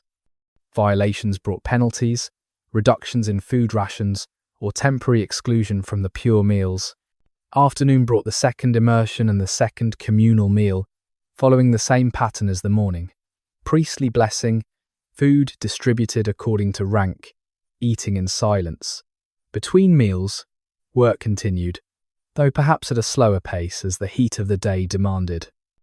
In summer, when temperatures soared above 100 degrees Fahrenheit, much activity moved to shaded areas or simply ceased during the worst hours. The Essenes were devoted to their discipline, but they were not suicidal. Even purification could wait for the sun to relent slightly. Evening brought additional study and prayer. As darkness fell, the stars emerged in their countless multitudes, the same stars by which the community calculated their precise calendar, tracking the movements of heavenly bodies, recording astronomical observations. Seeing in the ordered cosmos evidence of divine design, the night was not merely downtime between days, but an extension of sacred time. Hours when prayer and meditation continued, when the boundary between earthly existence and heavenly reality seemed especially thin. The Sabbath brought changes to the routine. Work ceased entirely, even the minimal labour required for food preparation. Sabbath meals were prepared beforehand. The day was devoted to prayer, study, and rest. Though the Essenes' definition of rest was more stringent than that of other Jews, the Damascus document, one of their texts, specifies that one could not help an animal out of a pit on the Sabbath, that one could not carry anything between houses, that walking distance was strictly limited.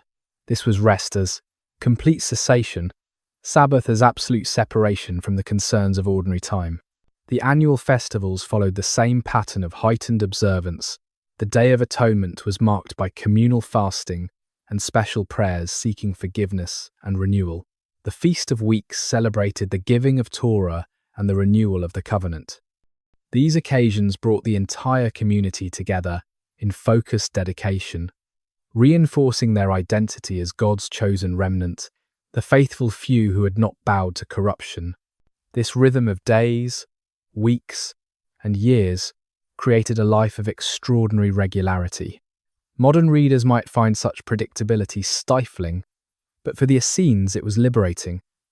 Uncertainty and chaos belonged to the corrupted world outside. Within the community, time itself was sanctified, each moment devoted to divine service, each day a repetition and reinforcement of sacred pattern. They were not trapped in routine but sustained by it, held within a structure that gave meaning to every hour, every action, every breath. Bread and brotherhood.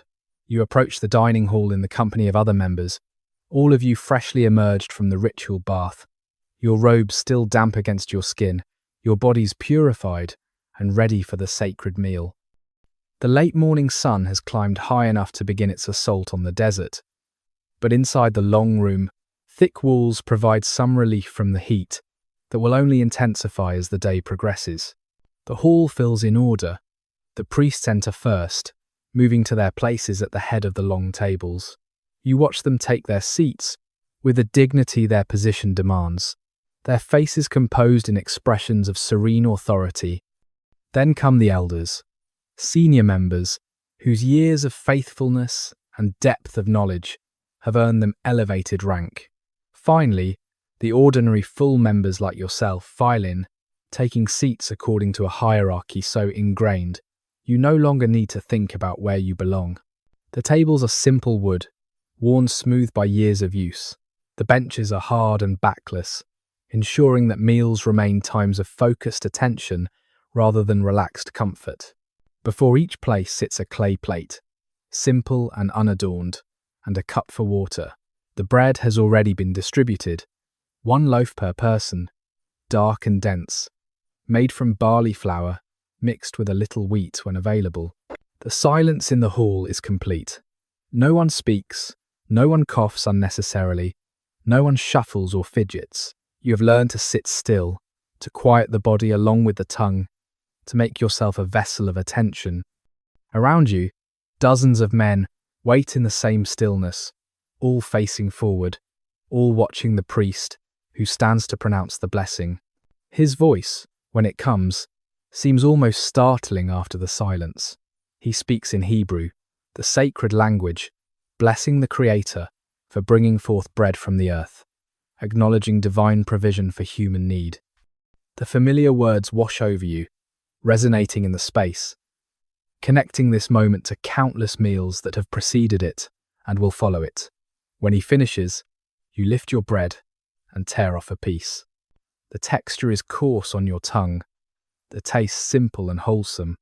You chew slowly, deliberately, aware of the substance entering your body, aware that this food is pure, prepared according to the community's regulations, untouched by any hand that has not first immersed in ritual purity.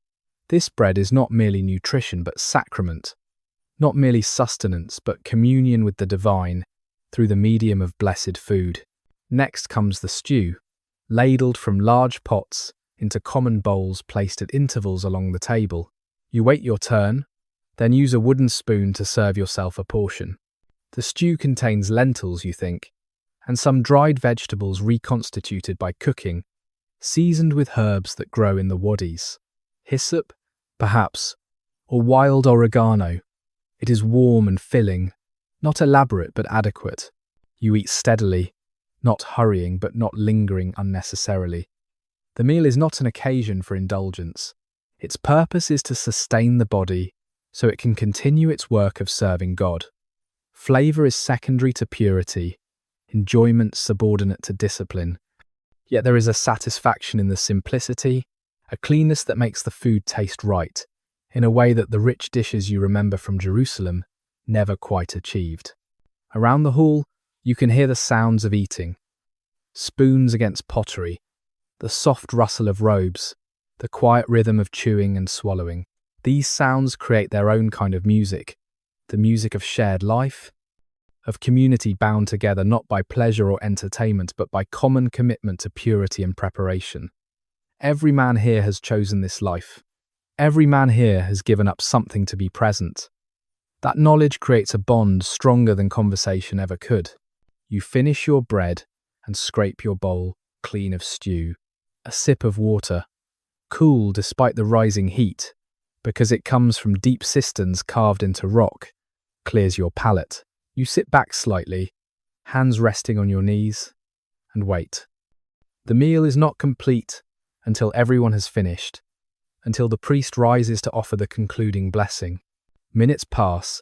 You use the time to reflect, to examine your thoughts and intentions, to search yourself for any trace of impurity or unworthiness. This self-examination is constant practice at Qumran. You are always watching yourself, always measuring your adherence to the rules, always conscious of the gap between your actual state and the perfect purity to which you aspire. It is exhausting sometimes, this endless vigilance, but it is also clarifying. You know yourself better here than you ever did in the comfortable confusion of ordinary life. The priest stands. You rise with the others, all bodies moving in unison, all attention focused forward. The closing blessing thanks God for his provision, acknowledges dependence on divine grace, asks for continued sustenance. When it ends, you file out of the hall in the same order you entered. Priests first, then elders, then ordinary members. Outside, the heat hits you like a physical blow. The sun has climbed higher while you were eating, and now its light reflects off every pale stone surface with blinding intensity. You squint, shading your eyes, feeling sweat already beginning to form despite your recent immersion. The workday continues. There are tasks waiting, always tasks, the endless small labours that keep the community functioning. But for this moment, you pause, savouring the feeling of fullness in your stomach, the knowledge that you have eaten in purity, the satisfaction of having participated once again in the sacred fellowship of the meal. Here, in this harsh place, among these demanding companions, you have found something you never knew you were seeking. Not happiness, exactly, not comfort, but rightness. The sense that your life is aligned with something larger than yourself, that your daily actions matter in the cosmic scheme, that you are part of a community that actually attempts to live according to divine law without compromise or excuse. You turn toward your assigned labour, ready to continue, sustained by simple food and even simpler faith, the scribe's work. David Ben Ezra had been a scribe for 14 years, ever since he completed his probation and demonstrated sufficient skill to be assigned to the scriptorium. His father had been a scribe in Jerusalem, and his grandfather before him, making the family trade into something approaching a hereditary calling. But where his father had copied contracts and business correspondence, David copied holy texts, and that difference transformed mere craft into sacred vocation.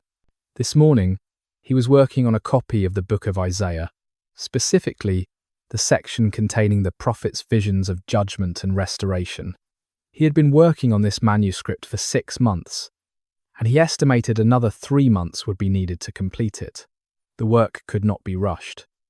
Every letter mattered, every word carried weight. A single error could corrupt the divine message, leading future readers into misunderstanding or heresy. The scriptorium was a room designed for its purpose. Windows on the eastern wall admitted morning light, the best light for detailed work, cool and clear, before the sun climbed high enough to bring withering heat. Long tables provided working surfaces at a comfortable height for sitting or standing. Shelves held completed scrolls, waiting for distribution or storage, their leather skins rolled carefully and tied with linen cords. David's materials lay arrayed before him. Sheets of carefully prepared leather, scraped thin and treated to create a smooth writing surface. Several reed pens, their tips freshly cut and shaped. Pots of carbon-based black ink, mixed according to a formula that ensured it would remain legible for centuries. A straight edge for ruling the guidelines that kept his text aligned. And, most importantly, the master text from which he was copying. A scroll already checked multiple times for accuracy. He began his day, as always, with immersion in the ritual bath and prayer asking for divine guidance. The act of copying scripture was not mere technical work but spiritual service. His hands were instruments of preservation, his mind a conduit for holy words, his entire being a tool in service of something infinitely greater than himself. He settled onto his stool, positioned the master text where he could read it easily, and placed a fresh sheet of leather before him. His hand moved to the reed pen, dipping it in ink, bringing it to the page. The first letter formed under his careful attention, the vertical stroke of an aleph, the beginning of a word, the start of another day's patient labour. The physical act of writing required complete concentration. Each letter in the Hebrew script consisted of specific strokes that had to be made in proper sequence and proportion. The spacing between letters and words mattered, affecting both legibility and the aesthetic quality of the finished page. Too cramped, and the text became difficult to read. Too generous a material was wasted. A serious concern when every sheet of leather represented hours of preparation. Beyond mere physical technique lay interpretive challenges. Hebrew was written without vowels, only consonants marking the words. The reader supplied the vowels from context and tradition, but occasionally ambiguity arose. A sequence of consonants might be divided into words in different ways, creating different meanings.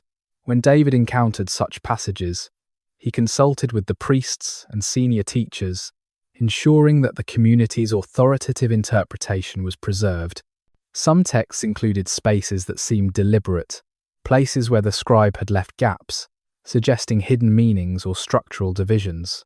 David reproduced these exactly, trusting that whoever had first copied them had reasons for what they did. Other texts included unusual letter forms, archaic spellings, peculiarities that might contain significance. All of these he preserved with scrupulous care. The work was physically demanding. His shoulders ached from leaning forward, his hand cramped from the constant tension of maintaining proper pen pressure. His eyes strained from hours of focus on small letters. But these discomforts were trivial compared to the importance of the task. He was not merely copying words, but preserving divine revelation, creating texts that would guide future generations, producing scrolls that might survive him by centuries. At midday, when the light grew too harsh and the heat too intense, David stopped work. He carefully cleaned his pens, sealed his ink pots, covered the manuscript he was working on to protect it from dust. The afternoon would be devoted to other tasks: maintenance work, study sessions, communal meetings. But tomorrow morning, he would return to this same table, take up the same pen, continue the same patient transcription. Sometimes, when he allowed himself to think about it, David felt the weight of his responsibility almost unbearably. What if he made an error? What if his tired eyes skipped a word, or his cramping hand formed a letter incorrectly? The community had procedures for checking multiple readings by different people, comparisons against other manuscripts. But what if an error slipped through? What if his carelessness corrupted scripture? These fears drove him to even greater care, double-checking every line before moving on, comparing his work against the master text repeatedly, stopping whenever he felt his concentration waver. He would rather produce fewer pages with certainty than more pages with doubt. Yet despite the pressure and the physical demands, David loved his work. There was something deeply satisfying about watching the text take form under his hand, about knowing that he was adding to the community's library, about participating in the preservation of wisdom. In Jerusalem, his scribal skills had been employed for mundane purposes, contracts and accounts, and business correspondence. Here, every day he touched the holy, engaged directly with words that came from God through prophets. When this manuscript was complete, when the final words of Isaiah had been transferred from master text to new copy, when the scroll had been checked and approved and tied with linen cord, David would begin another. Perhaps Psalms this time, or Deuteronomy, or one of the sectarian texts that existed only at Qumran, the interpretations and rules that defined community life. The work would never be finished. There would always be texts needing copying, older scrolls deteriorating and requiring replacement, new compositions emerging from the community's ongoing study and revelation. In this way, David served, not with sword or speech, not through leadership or prophecy, but through patient craft, preserving word by word and letter by letter the foundation on which everything else rested. His was a quiet contribution, easily overlooked, rarely praised, but it was essential. Without scribes, memory would fade. Without copying, text would be lost. Without his daily labour, the community's entire intellectual and spiritual heritage would eventually crumble into forgotten dust. So he wrote, day after day, year after year, his hand steady, his attention focused, his purpose clear. He was a scribe at Qumran, and that simple fact gave meaning to everything. Water from stone. The sound of water was constant at Qumran, audible even in the heat of summer when the desert seemed intent on draining every drop of moisture from the air. Water trickled through channels, splashed into settling basins, flowed through the elaborate system of pools and cisterns that made community life possible.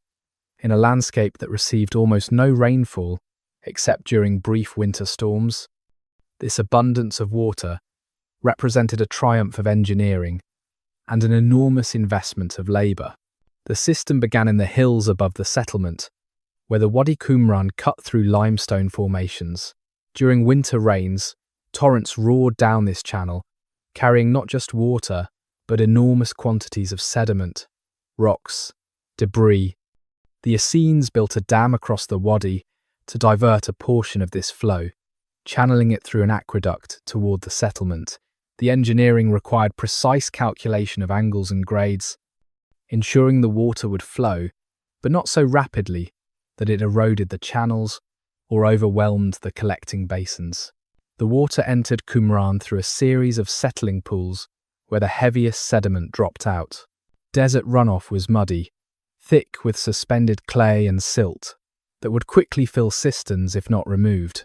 The settling basins allowed this material to accumulate, where it could be periodically cleaned out, while clearer water continued through the system. From the settling pools, channels carried water to the main cisterns, massive plastered pits carved into bedrock. Some of these cisterns were over 6 feet deep and could hold thousands of gallons. They provided the reserve that sustained the community through the long, dry months, when no rain fell and the wadi bed lay parched and empty. But the cisterns served a secondary purpose as well: ritual immersion. Many of the pools showed clear signs of being designed as mikvaot, with steps descending into them, with specific architectural features matching later rabbinic requirements for valid ritual baths. The community needed water for drinking and cooking, yes, but they needed far more for purification. Consider the mathematics of immersion. If 100 men immersed twice daily, that represented 200 immersions every day. Each immersion required enough water to cover the body completely, perhaps 50 to 70 gallons per bath if the pools were kept relatively full. That meant 10 to 14,000 gallons per day just for ritual purposes, not counting drinking, cooking, or agricultural use. This expenditure of water in one of the driest places on earth reveals how seriously the Essenes took purity. They were willing to devote enormous resources, to build elaborate infrastructure, to maintain constant vigilance over their water supply, all for the sake of ritual cleanliness. The very existence of Qumran as a permanent settlement depended on their hydraulic engineering. Without it, the site could not have supported more than a handful of people for more than a few days. The irony was not lost on the community. They had chosen the desert precisely because it represented separation from the corruption of the cities. Yet to live in that desert, they had to bring water, had to impose order on chaos, had to make the wilderness bloom, if only slightly, with their intervention. They could not simply accept the landscape as it was. They had to transform it, to create an artificial environment capable of sustaining their level of purity observance. This transformation continued throughout the settlement's history, with renovations and expansions to the water system visible in the archaeological record. As the community grew, more cisterns were added. Channels were repaired after earthquakes or floods. The system evolved, becoming more sophisticated, handling larger volumes more efficiently, yet it remained perpetually vulnerable. A winter with insufficient rain meant the cisterns would not fill completely. A severe earthquake could crack the plastered pools, allowing water to seep away into the ground. A catastrophic flood could destroy the intake structures or fill the system with so much sediment that months of work would be required to restore functionality.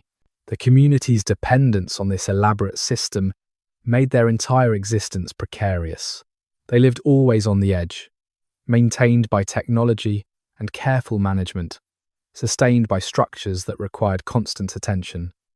It was an existence that mirrored their theological position. They were the righteous remnant, surviving only through divine favor and their own rigorous discipline, surrounded by threatening chaos, enduring through watchfulness and devotion to purity. The water system at Qumran was more than infrastructure. It was theology made concrete, belief transformed into plaster and stone, purity translated into hydraulic engineering.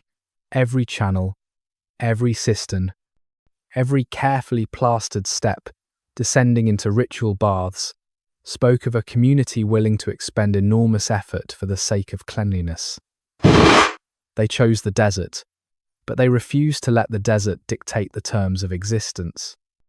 Instead, they bent stone and water to their will, creating conditions under which holiness could be pursued without compromise. The rule of the community. Among the scrolls found in Cave 1 was a document that scholars would come to call the community rule, or in Hebrew, the Serek HaYahad. This text, preserved in multiple copies with slight variations, provides the most detailed picture we have of how the Essene community actually functioned, laying out the organizational structure, admission procedures, disciplinary codes, and theological foundations that governed daily life. The document opens with instructions for those entering the covenant. They must separate from the congregation of perverse men, unite in study of Torah, live according to revealed interpretation, practice common ownership of property, demonstrate humility and righteousness. The language is absolute, dividing humanity into only two categories: the sons of light who have joined the covenant, and everyone else, the sons of darkness, who remain in error and corruption. The community rule describes a rigorous admission process designed to test commitment and ensure that only the truly dedicated achieved full membership.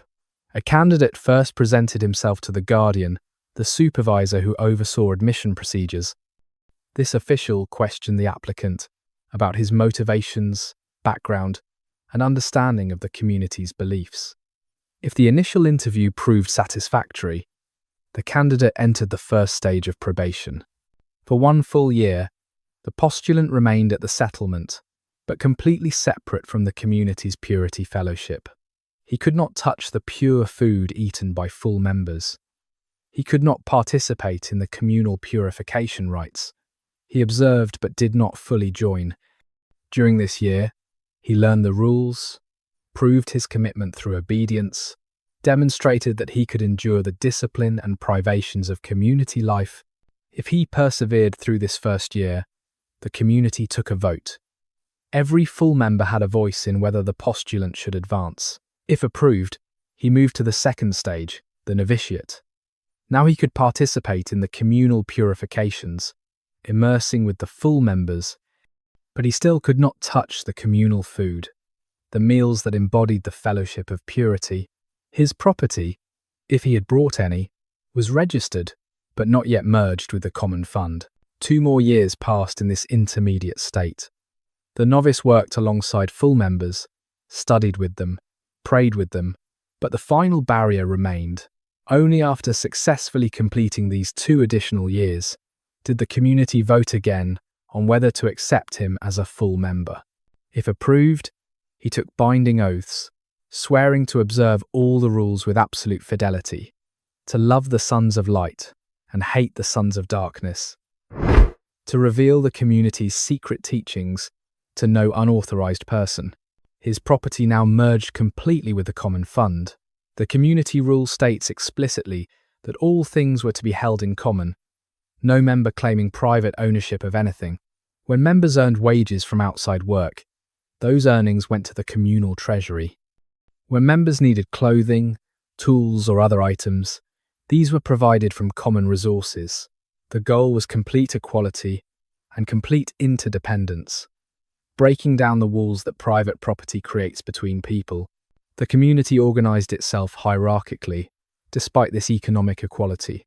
At the top stood the priests, the sons of Zadok, who held ultimate authority in interpretation of law and leadership of worship.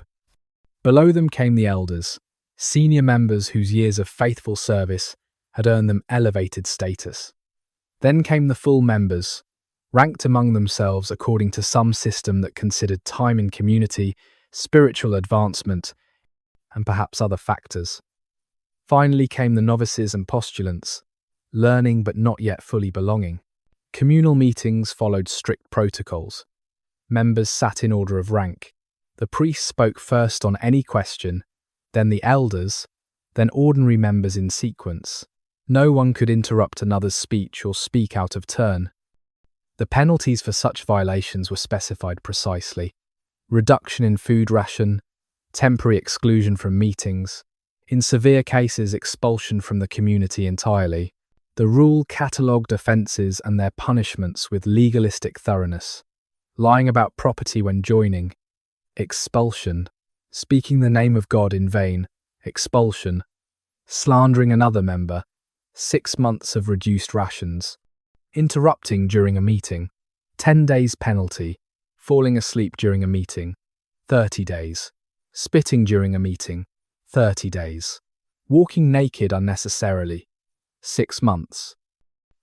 The comprehensiveness of the code suggests either an actual history of dealing with such problems or an attempt to anticipate and prevent every possible deviation from proper behaviour.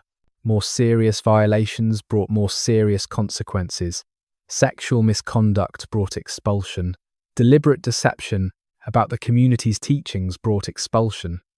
Apostasy, abandoning the community after having achieved full membership, brought eternal damnation in the community's theology. Such a person had known truth and rejected it, had experienced purity and chosen corruption, had tasted the community's fellowship and spurned it. No forgiveness was possible for such betrayal, yet the rule also emphasized reconciliation and forgiveness for lesser offenses. Members were to rebuke each other in truth, love, and humility. When someone sinned, others had a duty to correct him, but gently, seeking restoration rather than condemnation. The community saw itself as a family, bound together not just by rules but by mutual commitment. Discipline existed to maintain purity and order, not to be cruel or vindictive. The theological sections of the community rule describe a dualistic worldview in which humanity is divided between 2 spirits, the spirit of truth and the spirit of falsehood.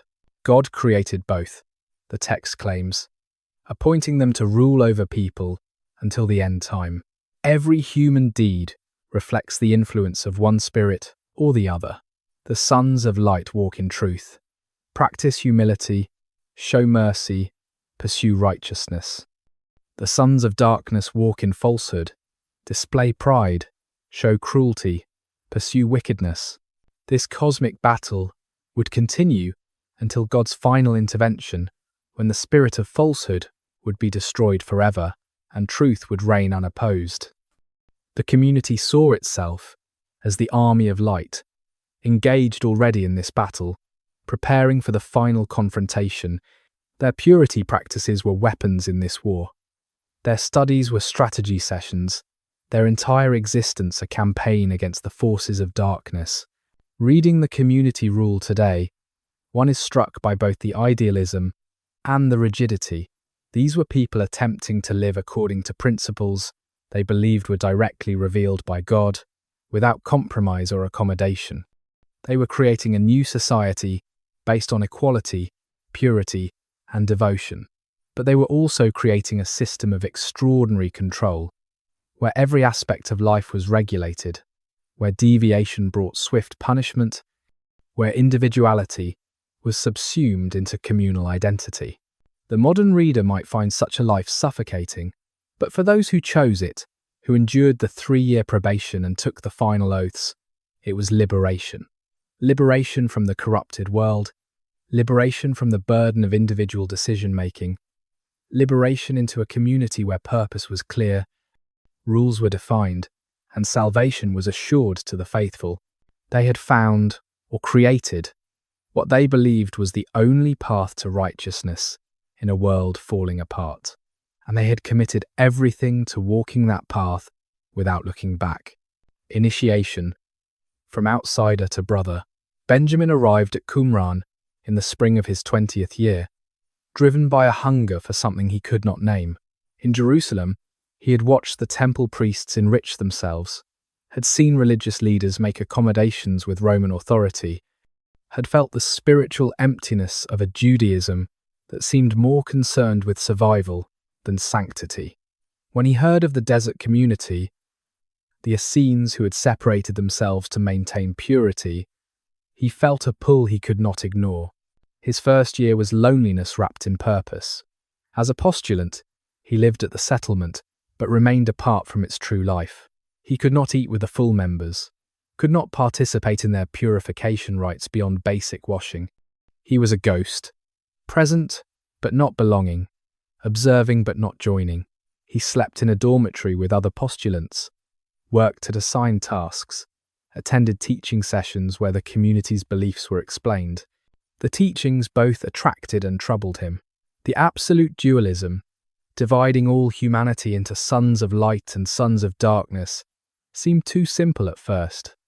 Surely some people existed in between, neither wholly good nor wholly evil. But gradually, he came to see the point. The middle ground was where corruption thrived, where compromise led to pollution, where the illusion of balance actually enabled wickedness. Only by choosing sides completely, by committing without reservation to the light, could one escape the pervasive darkness. He learned the community's interpretation of scripture, especially the prophetic books. The teacher showed how current events fulfilled ancient predictions, how the corruption of the temple proved the end was near. Habakkuk's prophecies, properly understood, described the present age. Isaiah's visions of judgment applied to Jerusalem's current leadership. Daniel's timeline of 70 weeks was nearing its completion. God's intervention was imminent, perhaps within years, perhaps even months. The first winter brought suffering. Benjamin was not prepared for the cold. His thin robe provided little warmth when desert nights plunged toward freezing. The communal buildings had fires, but postulants had limited access, permitted only brief periods of warmth. He learned to sleep fitfully, waking often, huddling against other postulants for shared body heat. Several times he nearly left, nearly abandoned the whole enterprise for the relative comfort of Jerusalem. What kept him was watching the full members. They endured the same conditions with equanimity. With an acceptance that seemed almost supernatural, they rose before dawn regardless of temperature. They immersed in pools so cold, the water felt like knives against skin. They worked through heat and cold, through discomfort and privation, sustained by something beyond physical resilience. Benjamin wanted that strength, that certainty, that unshakable commitment. The first year ended with a vote. Benjamin stood outside the meeting hall while the community debated his advancement. He tried not to imagine what they might be saying, whether anyone had noticed his moments of doubt, his struggles with discipline. The wait seemed endless. Then the door opened and the guardian called him in. He had been approved. Relief and joy flooded through him, but the guardian's expression remained serious. "This is only the beginning," the older man said. "You have proven you can observe. Now you must prove you can participate. The next 2 years will be harder." As a novice, Benjamin entered the Purification Fellowship. Each morning and afternoon, he immersed with the full members, descending into the ritual baths, feeling the cold water cover him completely. The first time, the simple act of immersing alongside men who had already achieved full membership filled him with almost overwhelming emotion. He was one step closer. The barrier was thinning, but he still could not eat the pure food. At meals, he received separate portions, food that had not been blessed in the same way, that had not been handled with the same level of purity.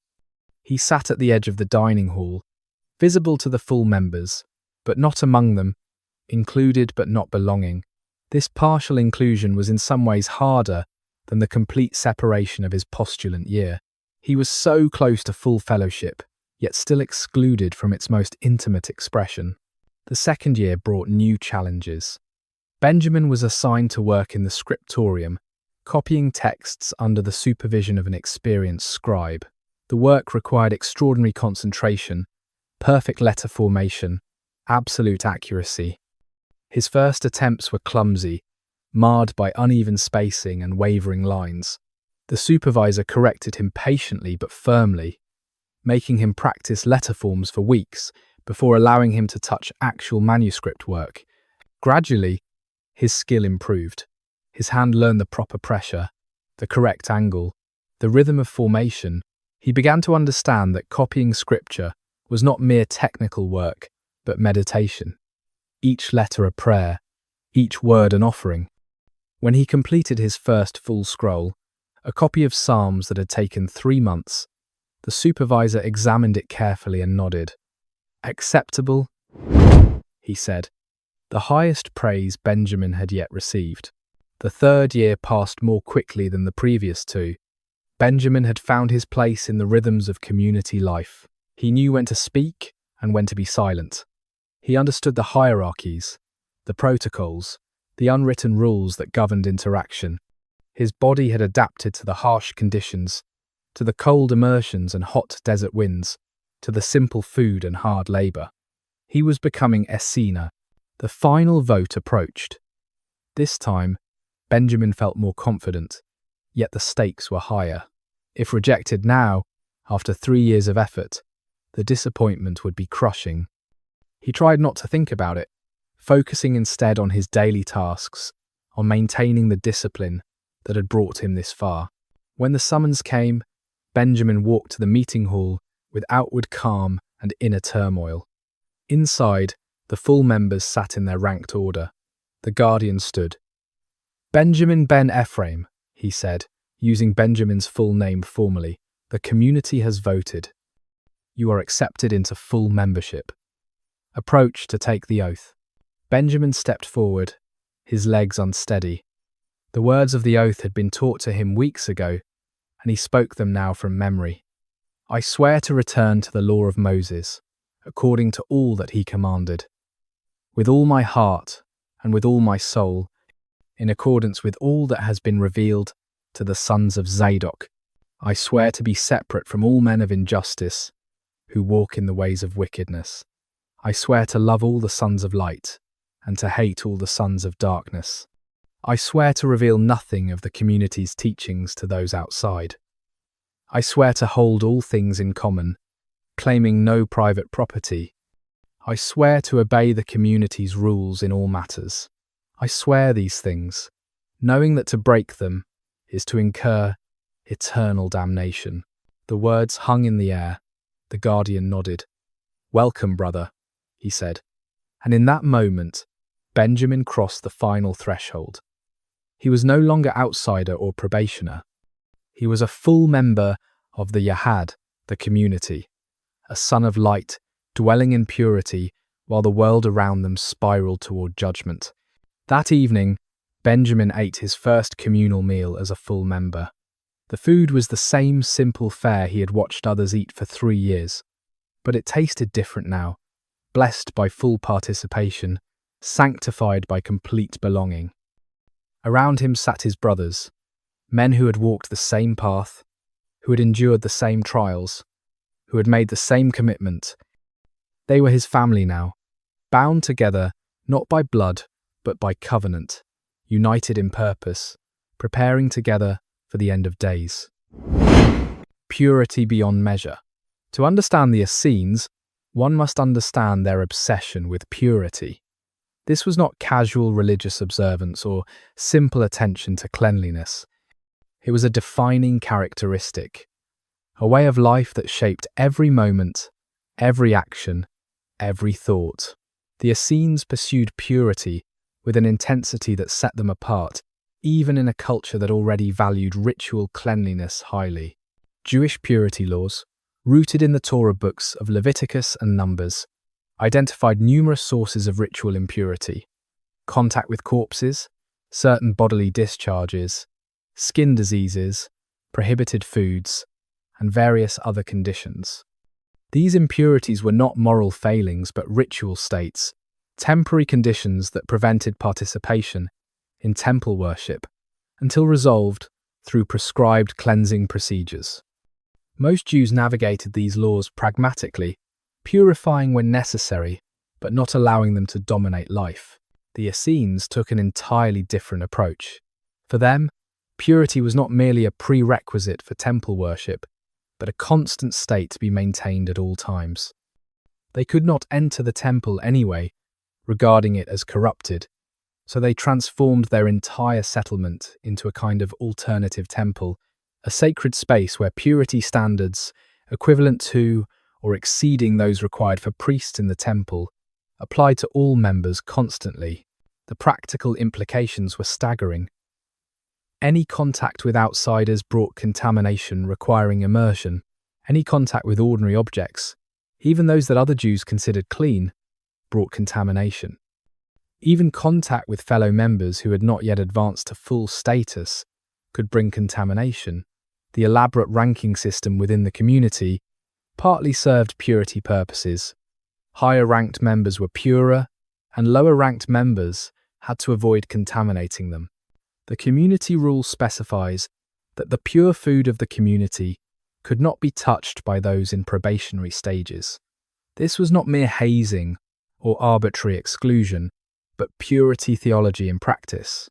The food consumed by full members had been prepared under strict conditions, handled only by pure hands, blessed according to proper procedures. For someone of lower purity status to touch, it would contaminate it, making it unfit for consumption by the fully pure. Bodily emissions of any kind required purification. The Damascus document, another sectarian text, specifies that even involuntary nocturnal emissions necessitated ritual bathing. Some scholars believe the Essene practice of celibacy, at least at Qumran, stemmed partly from purity concerns. Sexual activity, even within marriage, caused ritual impurity in biblical law. For a community trying to maintain constant maximum purity, celibacy offered a way to avoid this repeated source of contamination. The massive water infrastructure at Qumran, those numerous ritual baths and enormous cisterns in the middle of the desert, existed to support this level of purity observance.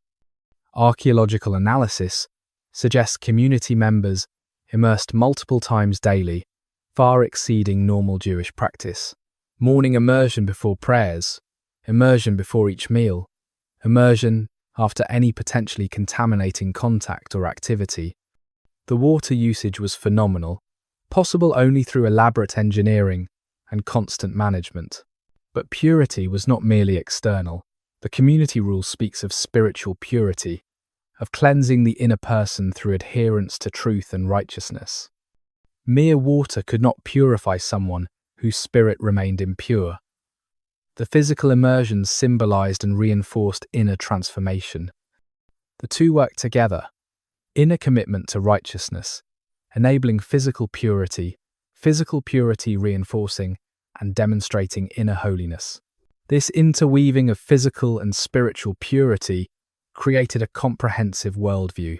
The Essenes were not simply following rules, they were embodying a theology that saw holiness as the fundamental divide in reality. The pure and the impure, the clean and the unclean, the holy and the profane, these categories structured everything: political questions, economic decisions, social relationships, personal behavior, all came down ultimately to purity versus contamination. Critics, both ancient and modern, have suggested this obsession was pathological, a kind of religious OCD that trapped adherents in endless anxious rituals. Josephus notes that some critics viewed the Essenes as extreme, even by first-century standards. The Pharisees, who themselves developed elaborate purity traditions, apparently thought the Essenes went too far, and from a modern secular perspective, the entire system can seem neurotic, a flight from reality into obsessive ritual. But from inside the system, purity made perfect sense. The world was genuinely polluted, corrupted by wickedness and compromised leadership. The temple was genuinely defiled, operated by illegitimate priests offering invalid sacrifices. Most Jews were genuinely impure, ignorant of true law or unwilling to follow it. In such a world, maintaining purity required extreme measures. It required separation, constant vigilance, unwavering commitment. The Essenes believed they were the only pure people in Israel, perhaps the only pure people in the world. This was not arrogance, but logical conclusion from their premises. If the temple was corrupt, then its priests were impure. If the priests were impure, then the people under their guidance were impure. If the people were impure, then only those who separated from them could maintain purity. The logic was inexorable. Moreover, they believed time was short. God's judgment was imminent. When it came, when the final battle erupted between the sons of light and the sons of darkness, only the pure would be vindicated. Impurity meant death, damnation, destruction. Purity meant life, salvation, eternal reward. Given such stakes, no amount of effort was too much, no sacrifice too great, no discipline too demanding. So they immersed and immersed again. They handled food with scrupulous care. They avoided contact with contamination sources. They organized their entire society around purity maintenance. They lived in the desert rather than compromise. They wore white robes, symbolizing their cleanliness. They performed their daily rituals with meticulous attention.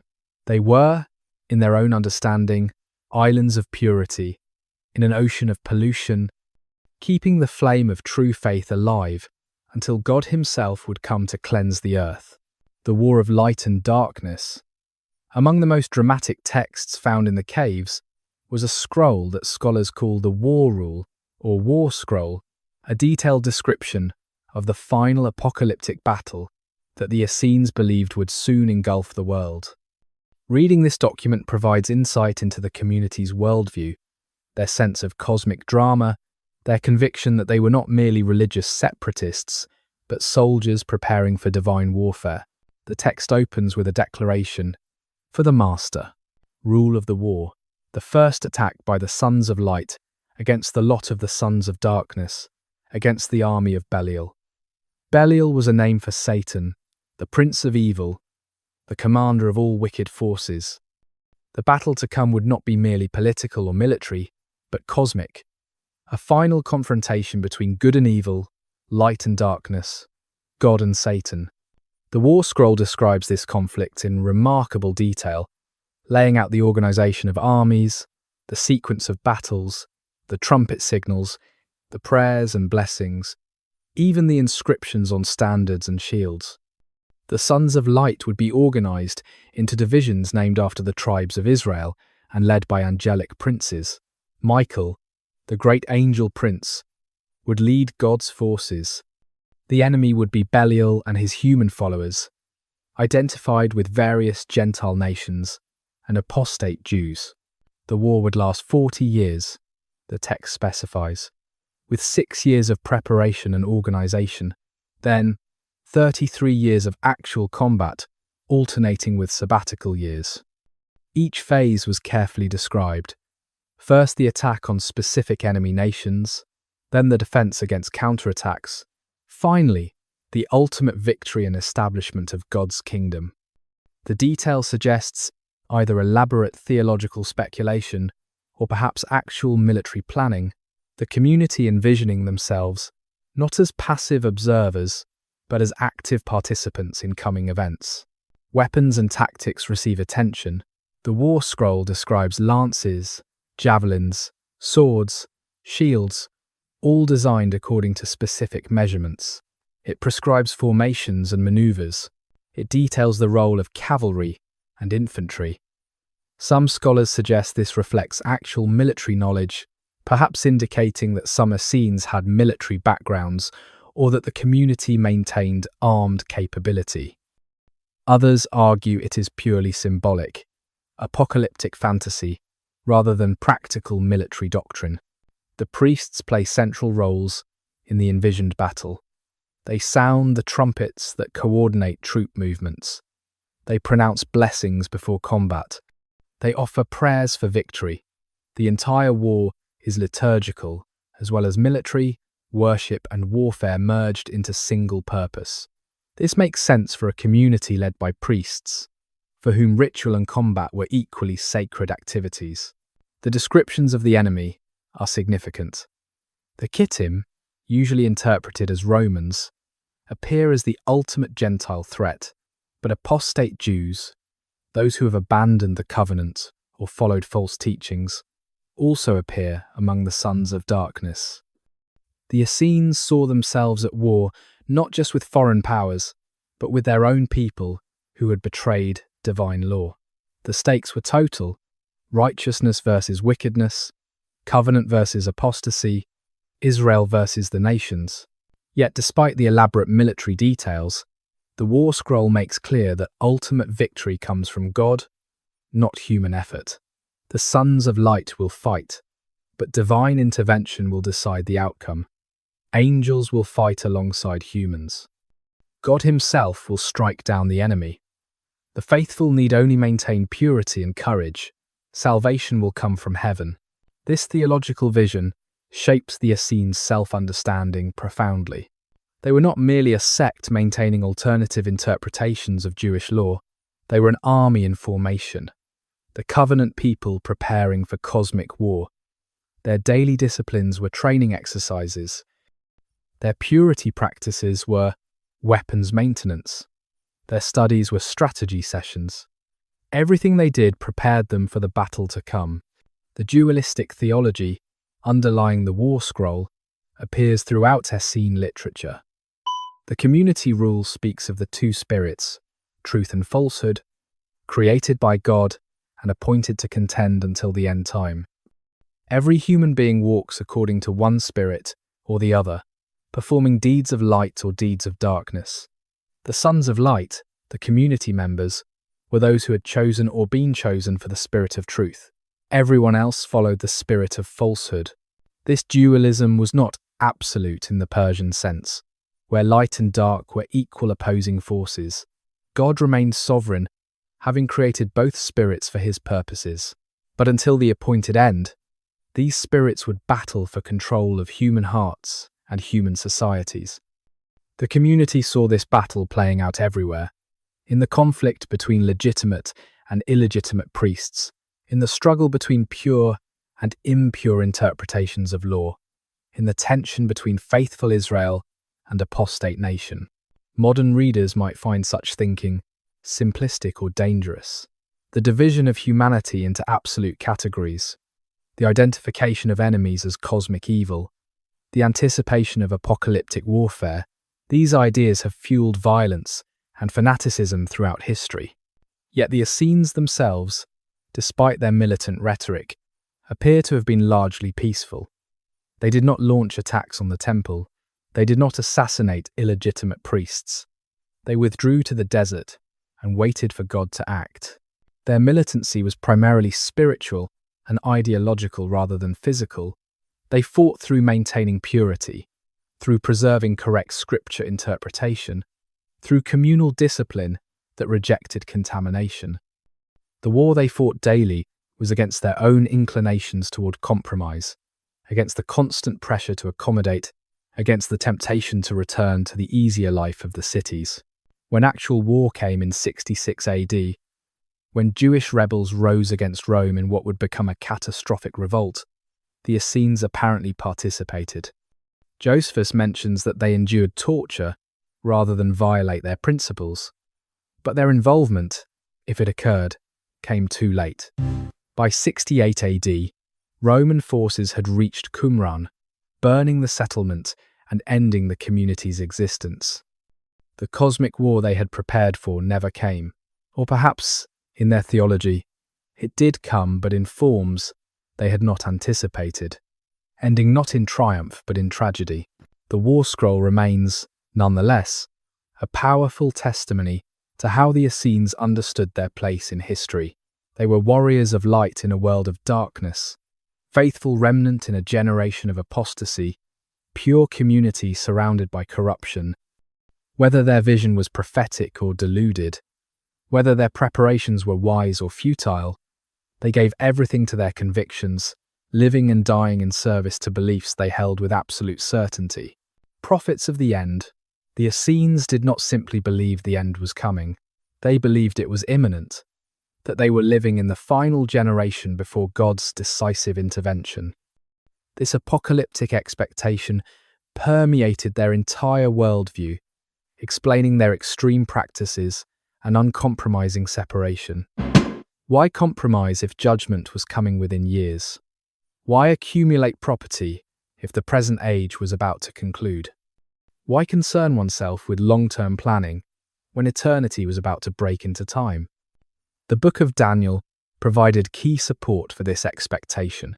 Daniel's prophecies, especially the vision of 70 weeks, were interpreted as a timeline leading to the end.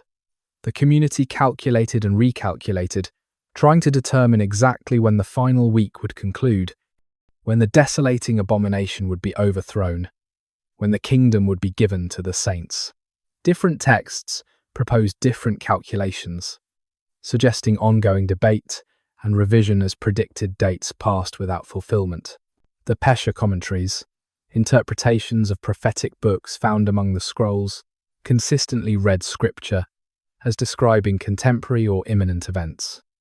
The Pesher Habakkuk takes the prophet's words about Babylonian invasion and applies them to Roman conquest and the teacher of righteousness's conflict with the Pesher Habakkuk, wicked priest. The assumption throughout is that the prophets were speaking about the current generation, that their visions were reaching fulfillment now. Signs of the approaching end appeared everywhere to those trained to see them. The corruption of the temple priesthood signaled the final apostasy before judgment. Roman dominance demonstrated that gentile power had reached its peak and would soon be overthrown. Natural disasters, political turmoil, moral decay, all confirmed that the present age was collapsing, making way for the age to come. The community saw themselves living in the birth pangs of the new creation, the last terrible contractions before divine deliverance. This expectation created both urgency and paradox.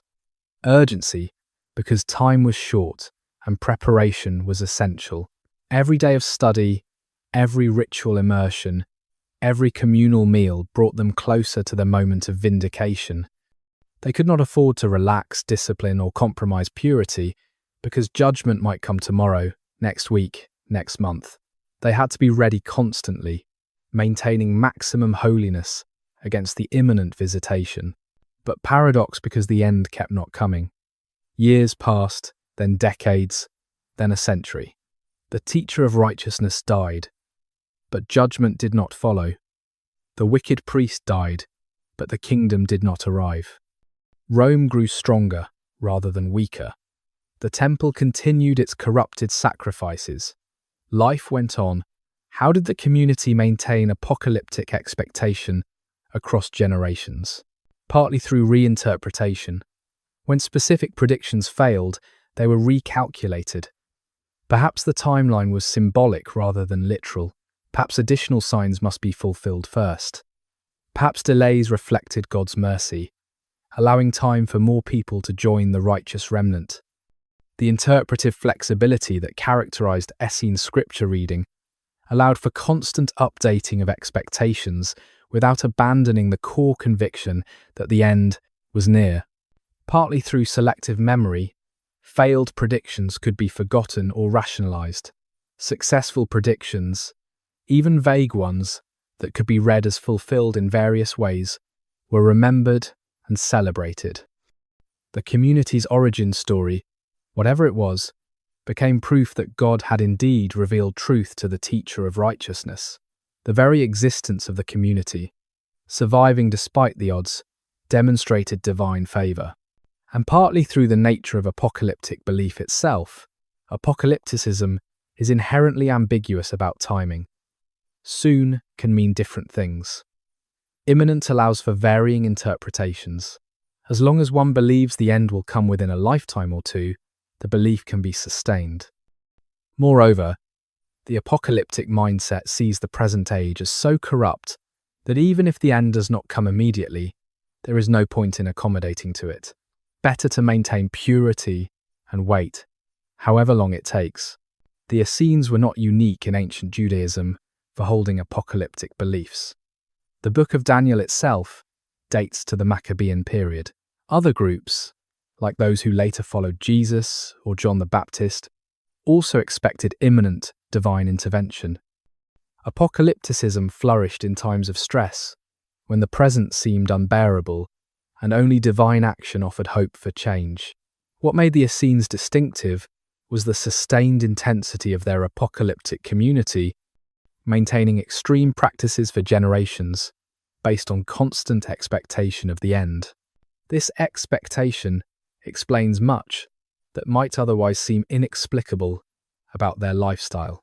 The celibacy practiced at Qumran makes more sense if one believes the normal human cycle of marriage and reproduction is about to be interrupted by cosmic transformation.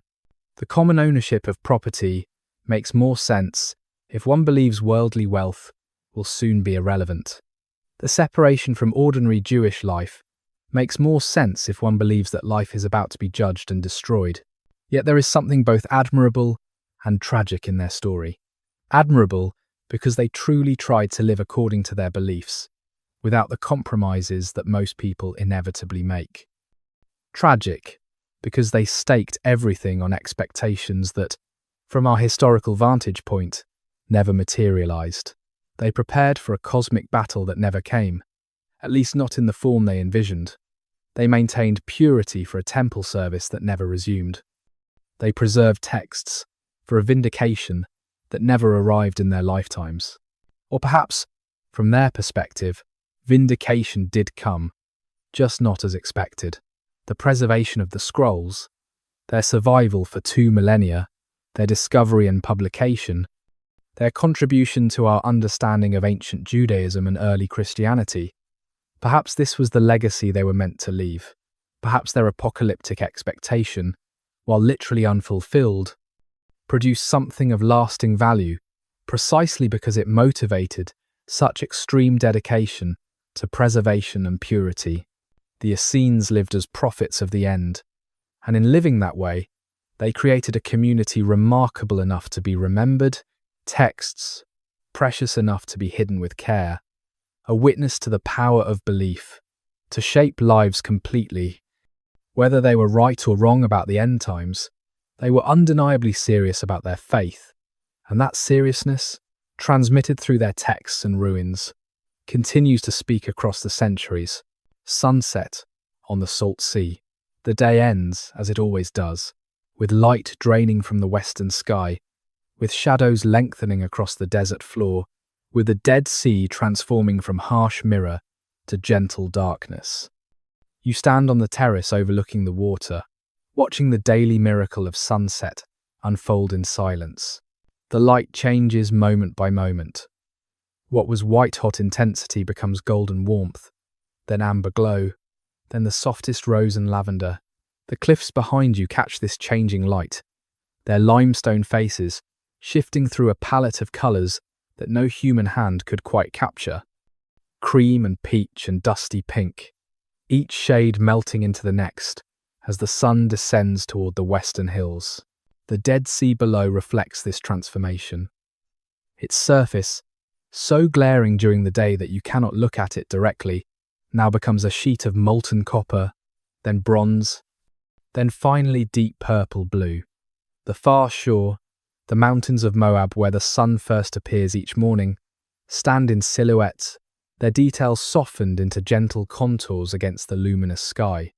Around you, other members of the community stand or sit, watching in their own silence. This is not prescribed prayer time, not required ritual, but something that has emerged organically from communal life. The sunset draws people out, invites contemplation, offers a natural pause between the day's labours and the evening's study. No one speaks, no one needs to. The beauty requires no commentary. You breathe in the cooling air. The brutal heat of the day is finally releasing its grip. In another hour, when full darkness comes, the desert will begin its transformation into cold, and you will retreat to the buildings, to lamps and warmth and the company of brothers. But for now, there is this interlude, this liminal space between day and night, heat and cold, action and rest. The Dead Sea exhales its own breath, a faint mineral scent carried on the evening breeze, salt and sulphur, and something else, something ancient and strange, the smell of water that cannot support life, that preserves rather than nurtures, that has dissolved so much mineral content, it has become almost solid, more stone than liquid. This strange sea guards the eastern approach to your settlement, a barrier more effective than any wall. The last light fades from the sky, leaving only a band of green gold at the horizon. The first stars appear, then more, then suddenly the entire dome of heaven is ablaze with light. The Milky Way stretches overhead, that river of distant suns that your calendar keepers track and study, finding in its movements the rhythms that order sacred time. You know some of their names: Michael, Gabriel, Raphael, the angel princes who guide the stars, who maintain cosmic order, who will lead the armies of light in the final battle. But tonight, watching the stars emerge in their ancient patterns, you think less of warfare and more of peace. This moment of transition, this quiet gathering of community members, watching darkness claim the world, feels like prayer itself, wordless and complete. You are small beneath the vastness of sky. The settlement is small, a handful of buildings clinging to a terrace in wilderness. Your whole community is small, a few hundred souls at most, attempting to maintain purity in an ocean of corruption. Yet the stars shine down on you as they shine on Jerusalem, on Rome, on the farthest reaches of the earth. The same creation that declares God's glory to the temple priests declares it here as well. Perhaps more clearly, in this place where human noise cannot drown out the ancient voice of sky and stone and water. You are small, yes, but you are here, and you are pure, and you are waiting. And for now, in this moment, that is enough. Someone begins the evening prayers. You join your voice to the others, familiar words rising into the gathering night. The day is done. Tomorrow will bring its own rhythms, its own challenges, its own opportunities for faithfulness. But now, there is only this: stars and darkness, desert peace, the fellowship of those who have chosen the same difficult path, walking together toward whatever future God has prepared. The gathering storm. The signs of approaching catastrophe accumulated gradually, like clouds gathering on a distant horizon, visible to those who knew how to read them. but easy for others to ignore. Judea in the 1st century after Christ was a land under enormous pressure, political and religious tensions building toward an explosion that would reshape the entire region. The Roman prefects and procurators who governed the province grew increasingly incompetent and corrupt. Pontius Pilate, who had executed Jesus of Nazareth around 30 AD, was eventually removed for excessive brutality. His successors were hardly better. They taxed heavily, respected Jewish sensibilities minimally, and responded to resistance with violence. Each confrontation, each clash between Jewish protesters and Roman soldiers added to a reservoir of rage that would eventually overflow. The Essenes at Qumran watched these developments with complex feelings.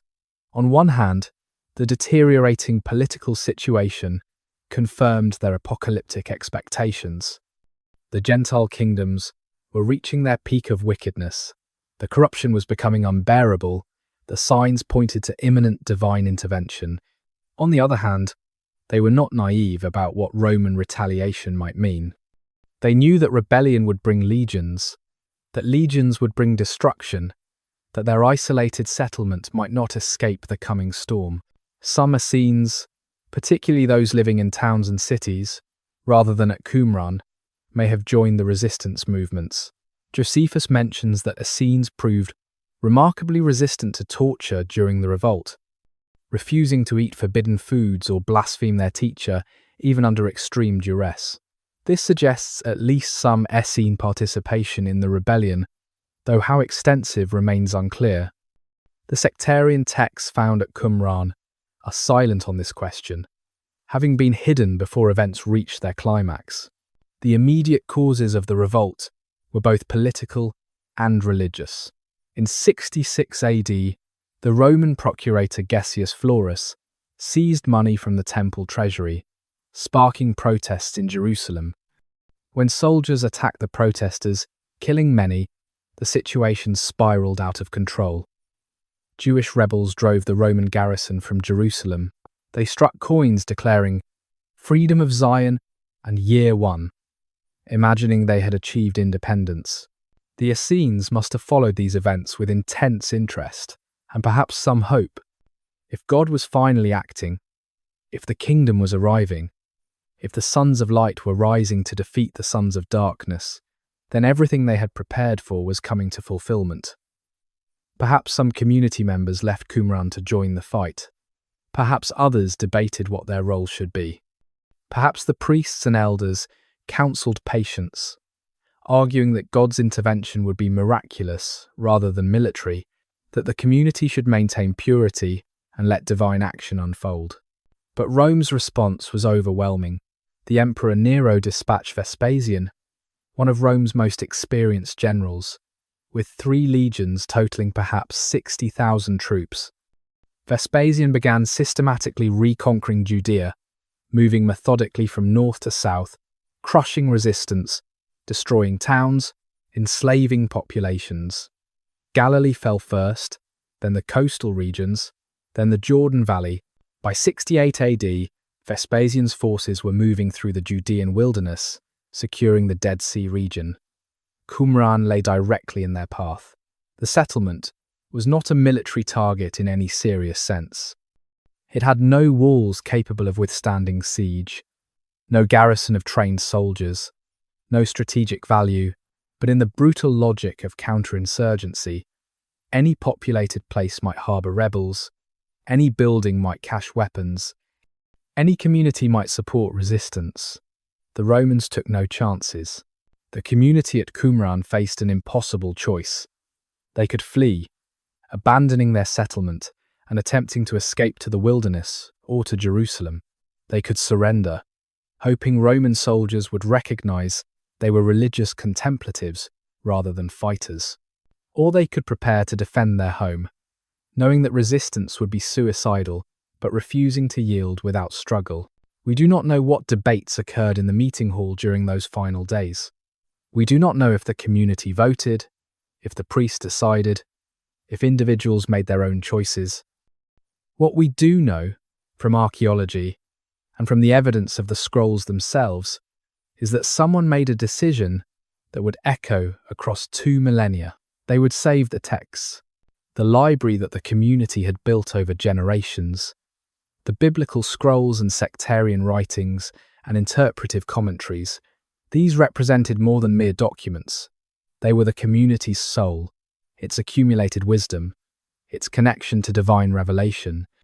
These scrolls contain the teachings of the teacher of righteousness, the true interpretation of Scripture, the rules that governed righteous living. If the community died but the text survived, then something essential would endure. So in haste, in fear, in desperate hope, they gathered the scrolls. They selected the most important, the most sacred, the most complete. They wrapped them in linen cloths. They placed them in pottery jars. And they carried them into the caves, in the cliffs above the settlement, hiding them in darkness, concealing them from the destruction that was coming. This was not careful archival work. This was emergency preservation. Some scrolls were damaged in the process. Some jars were sealed hastily. The placement in caves was opportunistic, rather than systematic. But it worked. The scrolls would survive long after the community that created them had vanished, waiting in silent darkness for the day when accidental discovery would bring them back into light, hidden in haste. The caves in the limestone cliffs had always been there, natural formations carved by water over countless millennia, offering shelter from sun and storm. The community knew them well, had explored them, had perhaps used some for storage or meditation. Now, in the urgent days before the Romans arrived, these caves became vaults, repositories for everything the community valued most. Cave 1 received some of the most important sectarian texts: the community rule, the war scroll, the Pesher Habakkuk. These were wrapped carefully, placed in tall jars, sealed as well as time permitted. The people who carried them up the narrow paths to the cave opening must have been acutely conscious of what they were preserving. These were not just ancient books, but living documents, texts that had guided their community, that contained revelations given to the teacher of righteousness himself. Cave 4, a more accessible location very close to the settlement, became a repository for an enormous quantity of material. Fragments of over 500 different texts would eventually be found there, suggesting either that it was the main library storage location or that it received a massive influx of scrolls in the final days.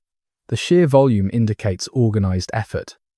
Multiple people working systematically could have transferred the library's contents to this cave in a matter of days or even hours. Other caves received smaller caches. Cave 3 held the famous Copper Scroll, a unique document listing buried treasures engraved on copper sheets rather than written on leather or papyrus. Whether these treasures were real or symbolic remains debated, but the scroll's presence suggests that not just texts, but other valuable items were being hidden from the approaching enemy. The process of concealment reveals both care and haste. Some jars were properly sealed, their contents protected from moisture and insects. Others were sealed less carefully, or not at all. Some scrolls show evidence of having been rolled hastily, creating creases and tears that careful handling would have avoided. The people doing this work were rushing, working against time, aware that Roman soldiers might appear at any moment. Did they believe they would return? Did they think the crisis would pass? That after Roman forces moved on, they could retrieve the scrolls and resume their life? Or did they know, with terrible certainty, that this was the end, that they were creating a time capsule for a future they would not see? The archaeological evidence cannot answer these questions. The scrolls themselves are silent on this point. We can only imagine the emotions of those final days: fear and determination, grief and hope, the urgency of preservation, combined with the sorrow of loss. Some members may have departed before the Romans arrived, fleeing toward Jerusalem or deeper into the wilderness. The cemetery at Qumran suggests a population larger than could fit in the settlement buildings at one time, indicating either that the community grew over centuries or that it included associated members who visited regularly. In the final days, the transient population may have scattered, while the permanent residents remained. Others stayed to the end. They hid the scrolls, then returned to the settlement. Perhaps they hoped to present themselves as harmless religious devotees. Perhaps they intended to destroy anything that might be valuable to looters. Perhaps they simply had nowhere else to go and chose to face whatever came in the place that had been their home. The archaeological record shows that Qumran burned, not the slow decay of abandonment, but the sudden destruction of deliberate fire. The tower's walls show evidence of intense heat. Storage jars were smashed. Iron arrowheads from Roman military-issue weapons were found scattered in the ruins. What happened is clear enough. Roman soldiers arrived, encountered the settlement, and destroyed it. Whether there was resistance, whether community members died defending their home, whether some were taken prisoner and enslaved, these questions have no certain answers. Josephus's testimony that Essenes endured torture during the revolt suggests that at least some fell into Roman hands and suffered for their refusal to compromise their principles. But whether any of those Essenes came from Qumran specifically remains unknown. What is certain is that after 68 AD, the settlement fell silent. No more prayers echoed from the meeting hall. No more scribes laboured in the scriptorium. No more members immersed in the ritual baths. The elaborate water system, maintained so carefully for so long, slowly filled with sediment and fell into ruin. The buildings, their roofs burned away, stood open to the elements, gradually collapsing as weather and earthquakes took their toll. But in the caves, wrapped in darkness, sealed in jars or simply lying against stone walls, the scrolls waited. They waited through the remainder of the revolt, through the fall of Jerusalem in 70 AD, through the destruction of the temple that the Essenes had long ago declared corrupted. They waited through the Bar Kokhba rebellion of 132 AD to 135 AD, through Byzantine and Islamic periods, through Crusader and Mamluk periods, through Ottoman rule, through the British Mandate. They waited through 19 centuries of human history, preserving the voice of a vanished community, keeping safe the testimony of those who had given everything for purity, fire, and silence. The end, when it came, was swift. Roman soldiers, disciplined and efficient, approached the settlement from the north, moving in formation, shields raised, weapons ready. They had spent months crushing resistance throughout Judea, had become practiced in the grim work of counterinsurgency. To them, Qumran was simply another site to secure, another potential pocket of resistance to eliminate. The community members would have seen them coming, the dust rising from marching feet, the glint of sunlight on metal helmets and spear points. There was no hope of defense. The settlement had no walls capable of stopping soldiers, no weapons stockpile, no trained fighters. The Essenes were scholars and scribes, farmers and craftsmen, devoted to purity and prayer rather than warfare. Despite their war scrolls' elaborate descriptions of cosmic battle, they were unprepared for actual combat. Perhaps the priests attempted to parley, to explain that the community was religious, not political, devoted to study, not rebellion. Perhaps they showed the soldiers the ritual baths, the library, the communal dining hall, hoping to demonstrate that this was a place of worship, not a military installation. Perhaps the soldiers did not care, or did not understand, or had orders that left no room for distinction between different kinds of Jews. The fire started in multiple locations simultaneously, suggesting deliberate arson rather than accidental conflagration. The Romans had a policy of burning abandoned or captured settlements to prevent their reuse by rebels. Timber roofs caught first, flames spreading rapidly through dry wood that had baked in desert heat for decades. The fire leaped from building to building, smoke rising in thick columns visible for miles across the desert. Storage jars exploded in the heat, their contents consumed or scattered. Manuscripts that had not been hidden in caves burned. centuries of scholarship reduced to ash in minutes. The dining hall, where community members had shared pure meals in silence, filled with smoke and flame. The scriptorium, where scribes had patiently copied sacred texts, collapsed as supporting beams burned through. The tower, that watchpoint offering views across the wilderness, became a chimney funneling fire upward. The ritual baths, carved from stone and lined with plaster, survived the fire, but would never again be used for purification. The cisterns remained, their stored water gradually evaporating or seeping away, the elaborate collection system falling into disrepair. The settlement that had been sustained by such careful water management, that had defied the desert through engineering and discipline, returned to the desert's dominion.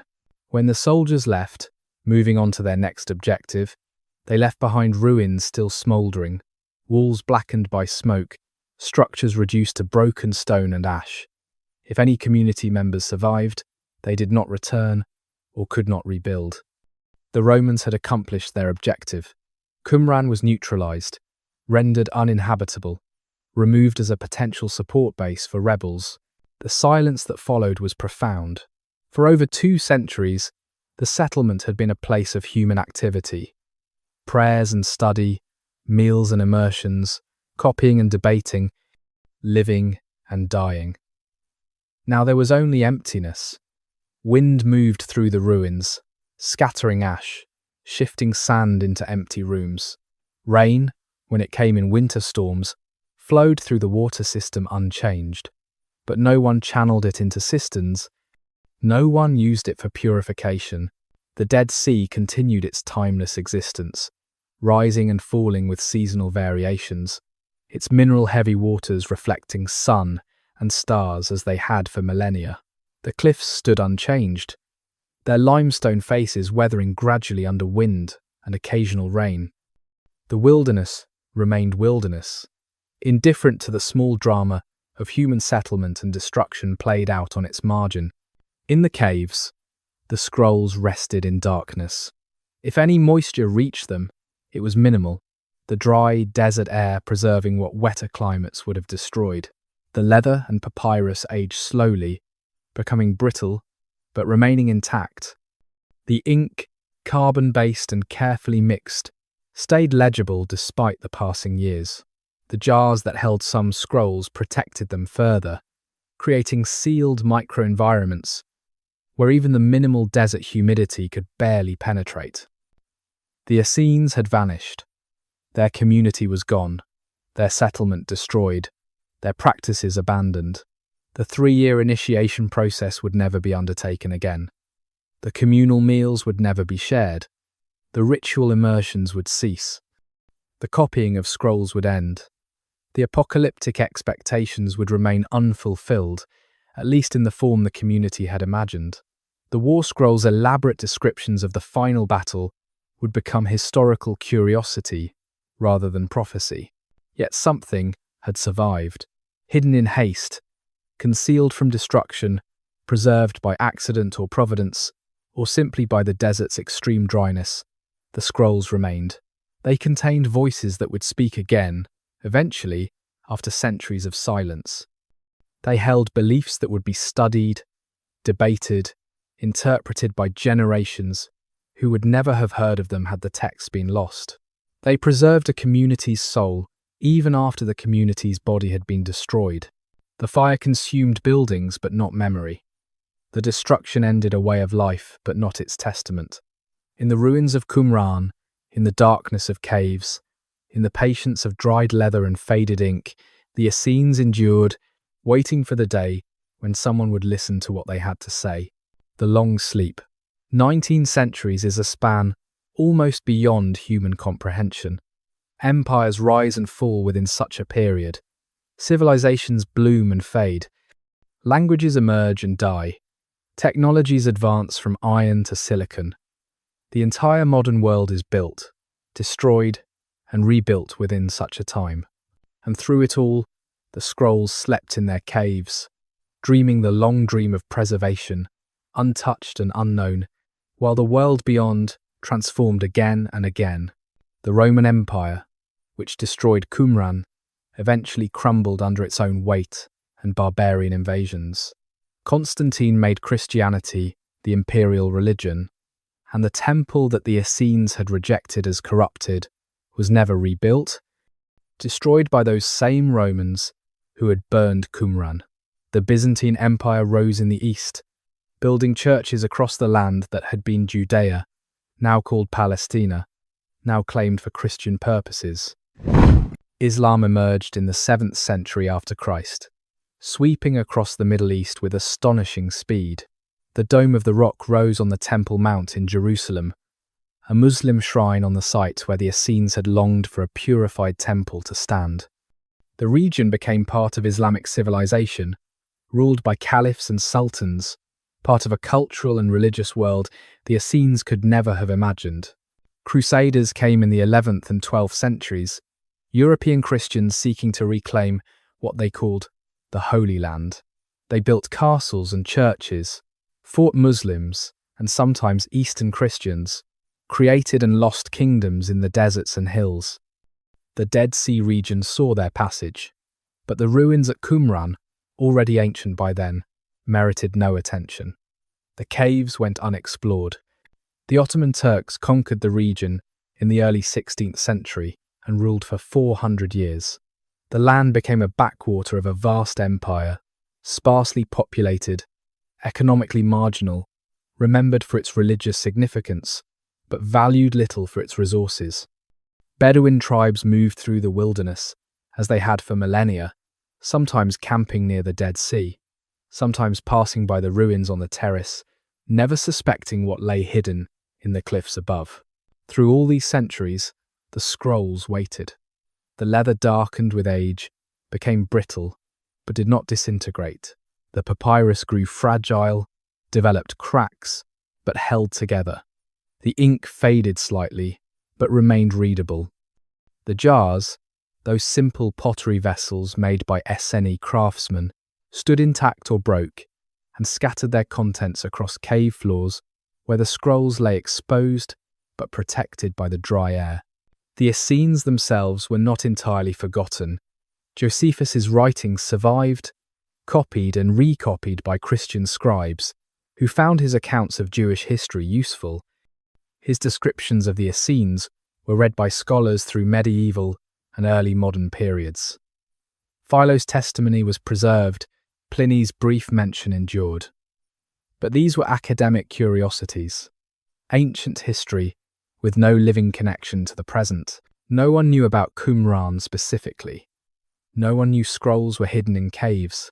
No one suspected that a first-century Jewish sect's entire library had survived. Scholars debated who the Essenes had been based on the ancient descriptions, but without archaeological evidence, the debates remained speculative. Some thought they had invented the Essenes. Others argued they were Pharisees by another name. Still others suggested connections to early Christianity. The ruins at Qumran, when occasionally noticed, were thought to be Byzantine or later. The distinctive architecture went unrecognized. The ritual baths were mistaken for ordinary cisterns. The cemetery's unusual burials went unexcavated. The site seemed just another minor ruin in a landscape littered with the debris of millennia. And then, in the spring of 1947, a boy threw a stone into a cave opening, heard pottery shatter, and everything changed. The long sleep ended. The scrolls awakened, or rather, humanity awakened to their existence. What had been hidden was revealed. What had been silent began to speak. The Essenes, absent from history for 19 centuries, returned as witnesses from the past, preserved by the very wilderness to which they had retreated. The desert had kept its secret faithfully. The caves had protected their treasures. The scrolls had endured where stone tablets would have crumbled and paper would have rotted. And now, emerging into a world transformed beyond anything the Essenes could have imagined, their texts would spark new debates, new insights, new understanding of the ancient world from which they came. The long sleep was over. The voices could be heard again, and what they had to say would surprise everyone. Ghosts and Gospels. Few discoveries in biblical archaeology have generated as much excitement and controversy as the question of connections between the Essenes and early Christianity. The Dead Sea Scrolls were found just as the Gospels were being written, in the same general region, in the same cultural and religious context. Did the two movements interact? Did they influence each other? Was John the Baptist an Essene? Was Jesus? These questions erupted almost immediately after the scrolls became known, and they continue to be debated today. The superficial similarities are intriguing. Both the Essenes and early Christians practiced communal meals with sacred significance. Both emphasized spiritual purity and moral transformation. Both had baptismal or purification rituals involving water immersion. Both expected an imminent end of the present age. Both challenged the temple establishment. Both organized into communities with shared property and distinct leadership structures. John the Baptist presents the most plausible connection. He appeared in the Judean wilderness, the same region where Qumran was located, preaching repentance and performing baptisms in the Jordan River. The Gospel of Luke says John grew up in the wilderness, raising questions about where exactly and with whom. Could he have been raised by the Essene community? Could his baptismal practice have been adapted from Essene ritual immersions? Could his message of coming judgment and preparation reflect Essene apocalypticism? The parallels are suggestive, but not conclusive. John's baptism was apparently a one-time ritual of repentance, rather than daily purification. His message targeted all Jews, not just a select community of the pure. He remained in public areas near the Jordan River, rather than withdrawing to a remote settlement. He called people to come out to him, rather than joining an isolated community.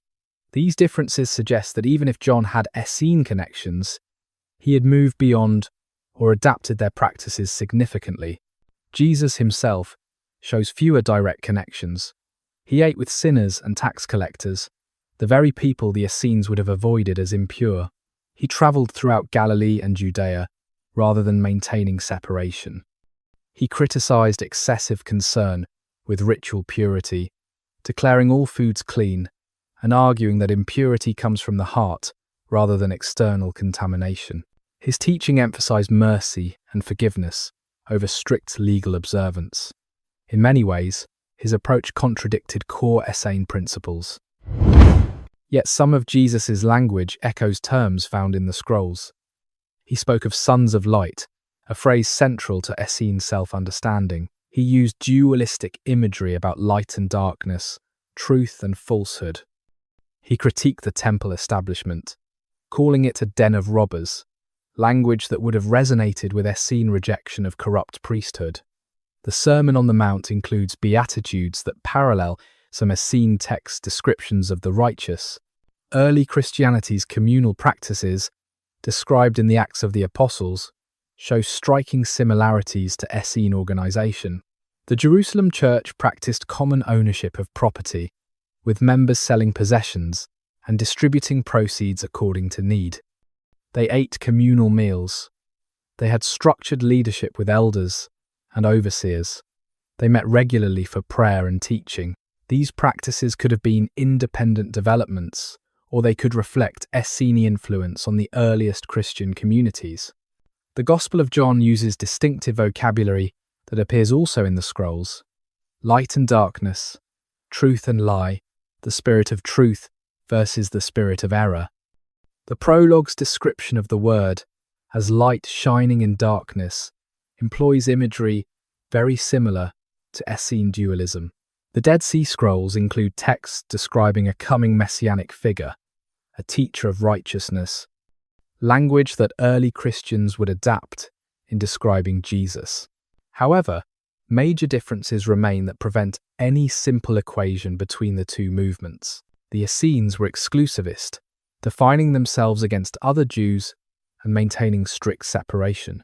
Early Christians, despite some initial exclusivity, quickly developed a universal mission, spreading their message to Gentiles and breaking down ethnic and ritual barriers.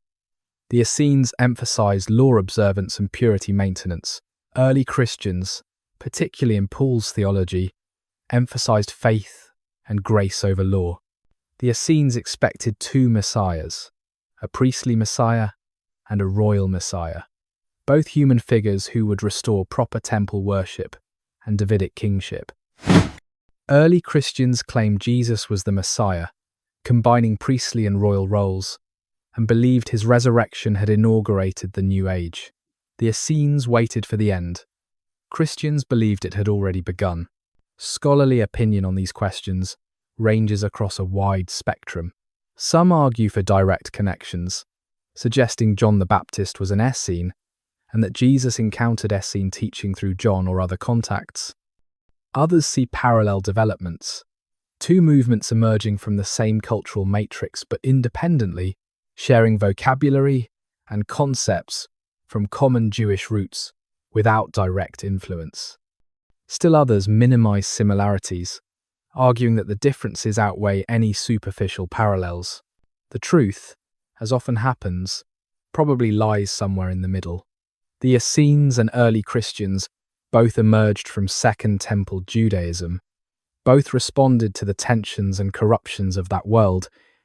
Both developed apocalyptic expectations and community-oriented practices.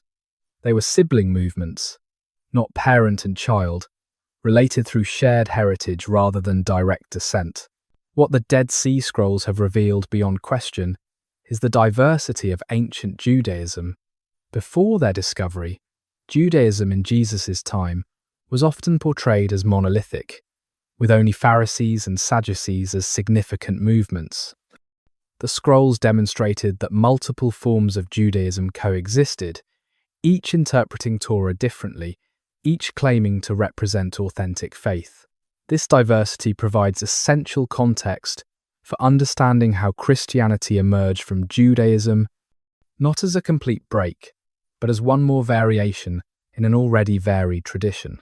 The ghosts of Qumran speak to the ghosts of early Christianity across the centuries, distant voices, whose conversations we can partially overhear, but never fully reconstruct.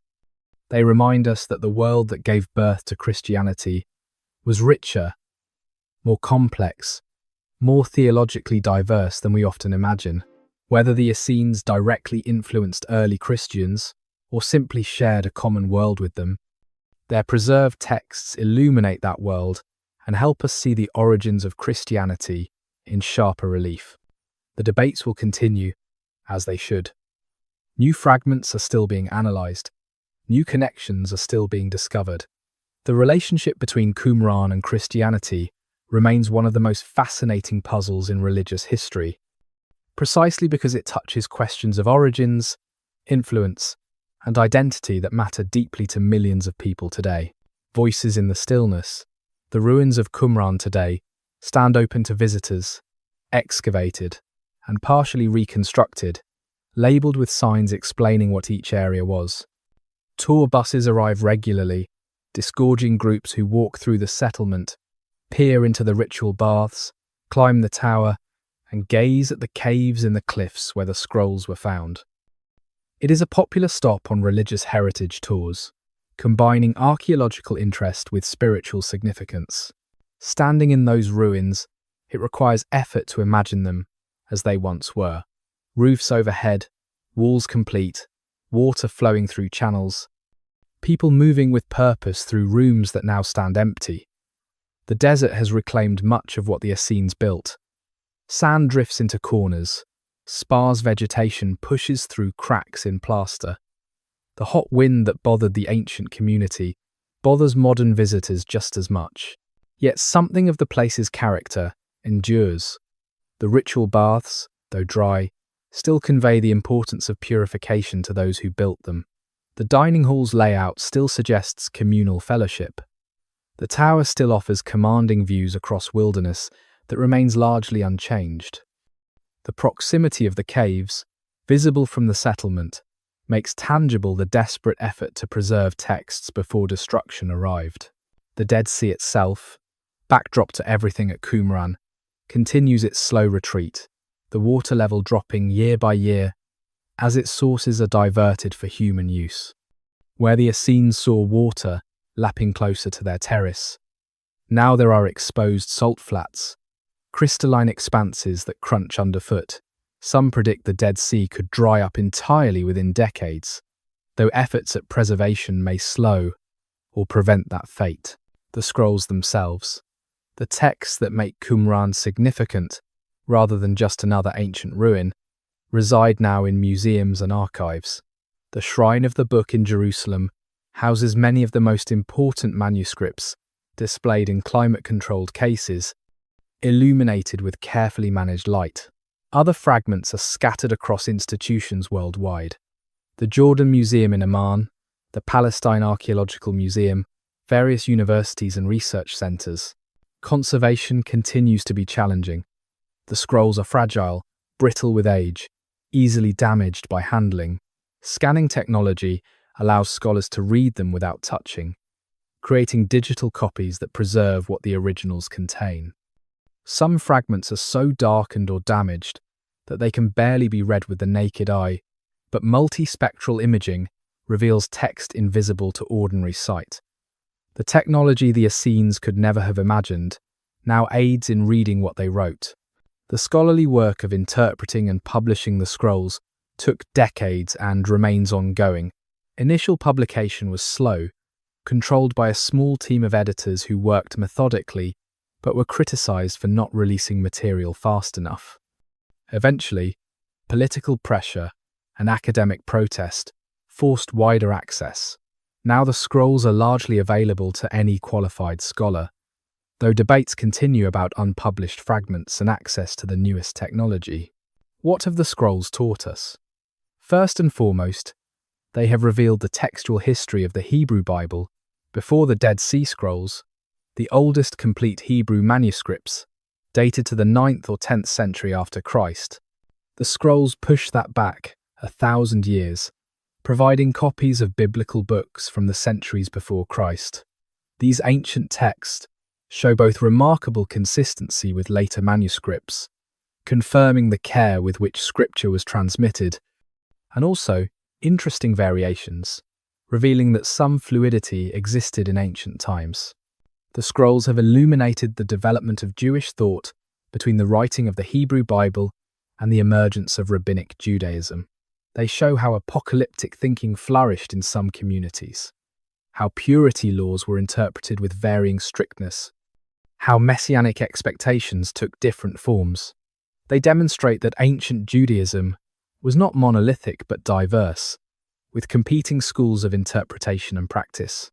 They have provided unparalleled insight into daily life of a Second Temple period Jewish community. The community rule, the Damascus document, and other texts describe organization, discipline, admission procedures, beliefs, and practices in detail impossible to recover from other sources. We can know how the Essenes structured their meetings, what they ate, how they studied, what they believed about the afterlife, in their own words, rather than through outside observers. They have sparked ongoing debates about origins of Christianity and relationships between various Jewish movements. While scholars disagree about the nature and extent of connections, the scrolls have made clear that early Christianity emerged from a Judaism more varied and vital than previously understood. Perhaps most significantly, the scrolls have survived at all, against all odds, in a region that has seen continuous conflict and occupation for millennia, in caves that could have been looted or destroyed, in conditions that should have caused their disintegration, they endured. The Essenes' decision to hide them, the desert's dryness, the obscurity of the caves, the timing of their discovery, all combined to preserve voices that would otherwise have been lost forever. Those voices continue to speak. Scholars publish new interpretations. Theologians reflect on parallels with their own traditions. Historians use the scrolls to reconstruct ancient contexts. General readers encounter through them a community of astonishing devotion and discipline. The Essenes, who vanished from history in the 1st century, have returned in the 20th and 21st centuries as witnesses to a world long gone but newly visible through what they preserved. Lessons emerge from their story, though different observers draw different conclusions. Some see warnings about religious extremism and the dangers of separatism. Others see inspiration in their uncompromising pursuit of purity and principle. Some admire their scholarly discipline and textual preservation. Others question the sustainability of communities built on such rigid hierarchies and rules. But perhaps the clearest lesson is simply about the power of belief to shape lives completely. The Essenes truly believed that purity mattered more than comfort, that preparation for God's intervention trumped all other concerns, that maintaining faithfulness justified any sacrifice. Whether one agrees with their particular beliefs or not, their absolute commitment to living according to those beliefs demands respect. They gave up everything: the comforts of cities, the warmth of families, the security of conventional life. They chose the desert, the discipline, the separation. They maintained their practices for generations, copying texts with meticulous care, immersing in cold water twice daily, eating simple meals in silence, waiting for an end that never came in the form they expected. Yet in choosing the desert, they created conditions that preserved their testimony. In separating from the world, they created a community, distinctive enough to be studied. In copying texts with such care, they ensured those texts would survive. In hiding scrolls in caves, they built a time capsule that reached across centuries. Their apocalyptic expectations may have been unfulfilled, but their legacy endures nonetheless, testimony to the possibility that even failed prophecies can produce something of lasting value. The voices in the stillness continue to speak, asking questions as much as answering them. What does faithfulness require? How should one respond to corruption? When is compromise acceptable and when is separation necessary? What practices sustain community? How do beliefs shape action? The Essenes offer one set of answers, dramatic and absolute. Their story invites reflection on alternative answers, on different ways of being faithful, on the endless human quest to live according to principles larger than self-interest. The desert remembers. Evening comes again to the Dead Sea, as it has come for millions of years, as it came in the days when the Essenes watched from their terrace, as it comes now with only ruins and tourists, and the patient work of archaeologists, to mark that human beings were ever here at all. The light fades slowly, golden, then amber, then rose, painting the cliffs in colours that shift moment by moment. The Dead Sea mirrors the changing sky, its surface transforming from glare to glow to gentle darkness. The air cools gradually, that daily mercy of the desert, the heat finally releasing its grip. Wind moves through the ruins, touching broken walls, drifting sand across ancient floors, whispering through empty ritual baths that once rang with splashing water and prayers. The tower stands in silhouette, its stones still stacked after 2,000 years, a monument to careful construction and the desert's dryness that preserves what moisture would destroy. The caves in the cliffs are empty now, their treasures removed to museums and archives, their darkness broken by occasional tourist flashlights. But they remember, in the way that stone remembers, holding in their cool depths the echo of that desperate work of preservation, those hurried trips carrying scrolls and jars, those last efforts to save what mattered most. The Dead Sea breathes its mineral breath, salt and sulphur, mixing with the cooling air, its waters, heavy with dissolved stone, lapped gently against the shore. That same rhythmic sound the Essenes heard, that same ancient music, playing for an audience of ruins and memories, and the occasional visitor who lingers to watch sunset. Stars emerge, first Venus in the west, then Sirius, then the countless others, the Milky Way stretching overhead, that river of distant light that the Essenes mapped and calculated, finding in its movements the rhythms of sacred time. The heavens remain unchanged, while everything beneath them transforms, celestial permanence contrasting with earthly transience.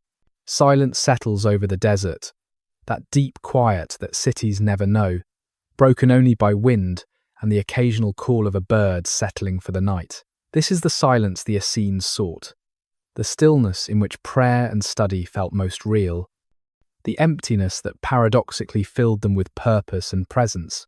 The desert remembers, not in human ways, but in its own patient existence, holding in its stones and sand the traces of everyone who has passed through, recording in layers of soil and shadow the brief drama of human striving against the backdrop of geological time. The Essenes came here and lived here and disappeared from here, leaving behind only ruins and texts and questions that will never be fully answered. But they were here. They chose this harsh place for reasons that seemed compelling to them. They built a community that survived for generations. They preserved teachings they believed essential, and in doing that, they became part of the desert's long memory, voices that continue to whisper across the centuries, carried on the same wind that blows through the ruins today. Rest now in this ancient place. Let the desert's peace settle over you like a gentle blanket. The stones hold their vigil. The stars shine down as they always have. The story that began so long ago has been told, and now the night can claim its rightful place, bringing with it the deep quiet of the wilderness, where earth and heaven feel closest, where the voices of the past seem almost audible, where the boundary between then and now grows thin and permeable. The desert remembers, and in its remembering, offers rest. I'm grateful we could travel these ancient paths together tonight, exploring the mysteries and certainties of the Essene community, walking through their daily routines, encountering their beliefs, and witnessing their disappearance into history's silence before their unexpected resurrection through scrolls hidden in darkness. The physical traces remain visible today at Qumran, ruins standing testament to lives lived with absolute conviction. The Dead Sea Scrolls themselves reside in museums, fragments of leather and papyrus that survived against impossible odds. Scholars continue to study and debate the texts, finding new insights, developing new interpretations, ensuring that the conversation continues. The mystery of who the Essenes truly were, how they related to other movements of their time, what drove them to such extremes of discipline and devotion, these questions remain vital and alive. Perhaps their greatest legacy is simply the reminder that people can commit fully to beliefs, can organize entire lives around principles, can maintain discipline and community across generations. Whether one agrees with their specific convictions or not, their seriousness demands acknowledgement. They were not playing at religion, they staked everything on their understanding of divine will, and they followed through with a consistency remarkable in any age. Thank you for trusting me to guide you through these historical reveries. May the gentle currents of time ease you into restful sleep.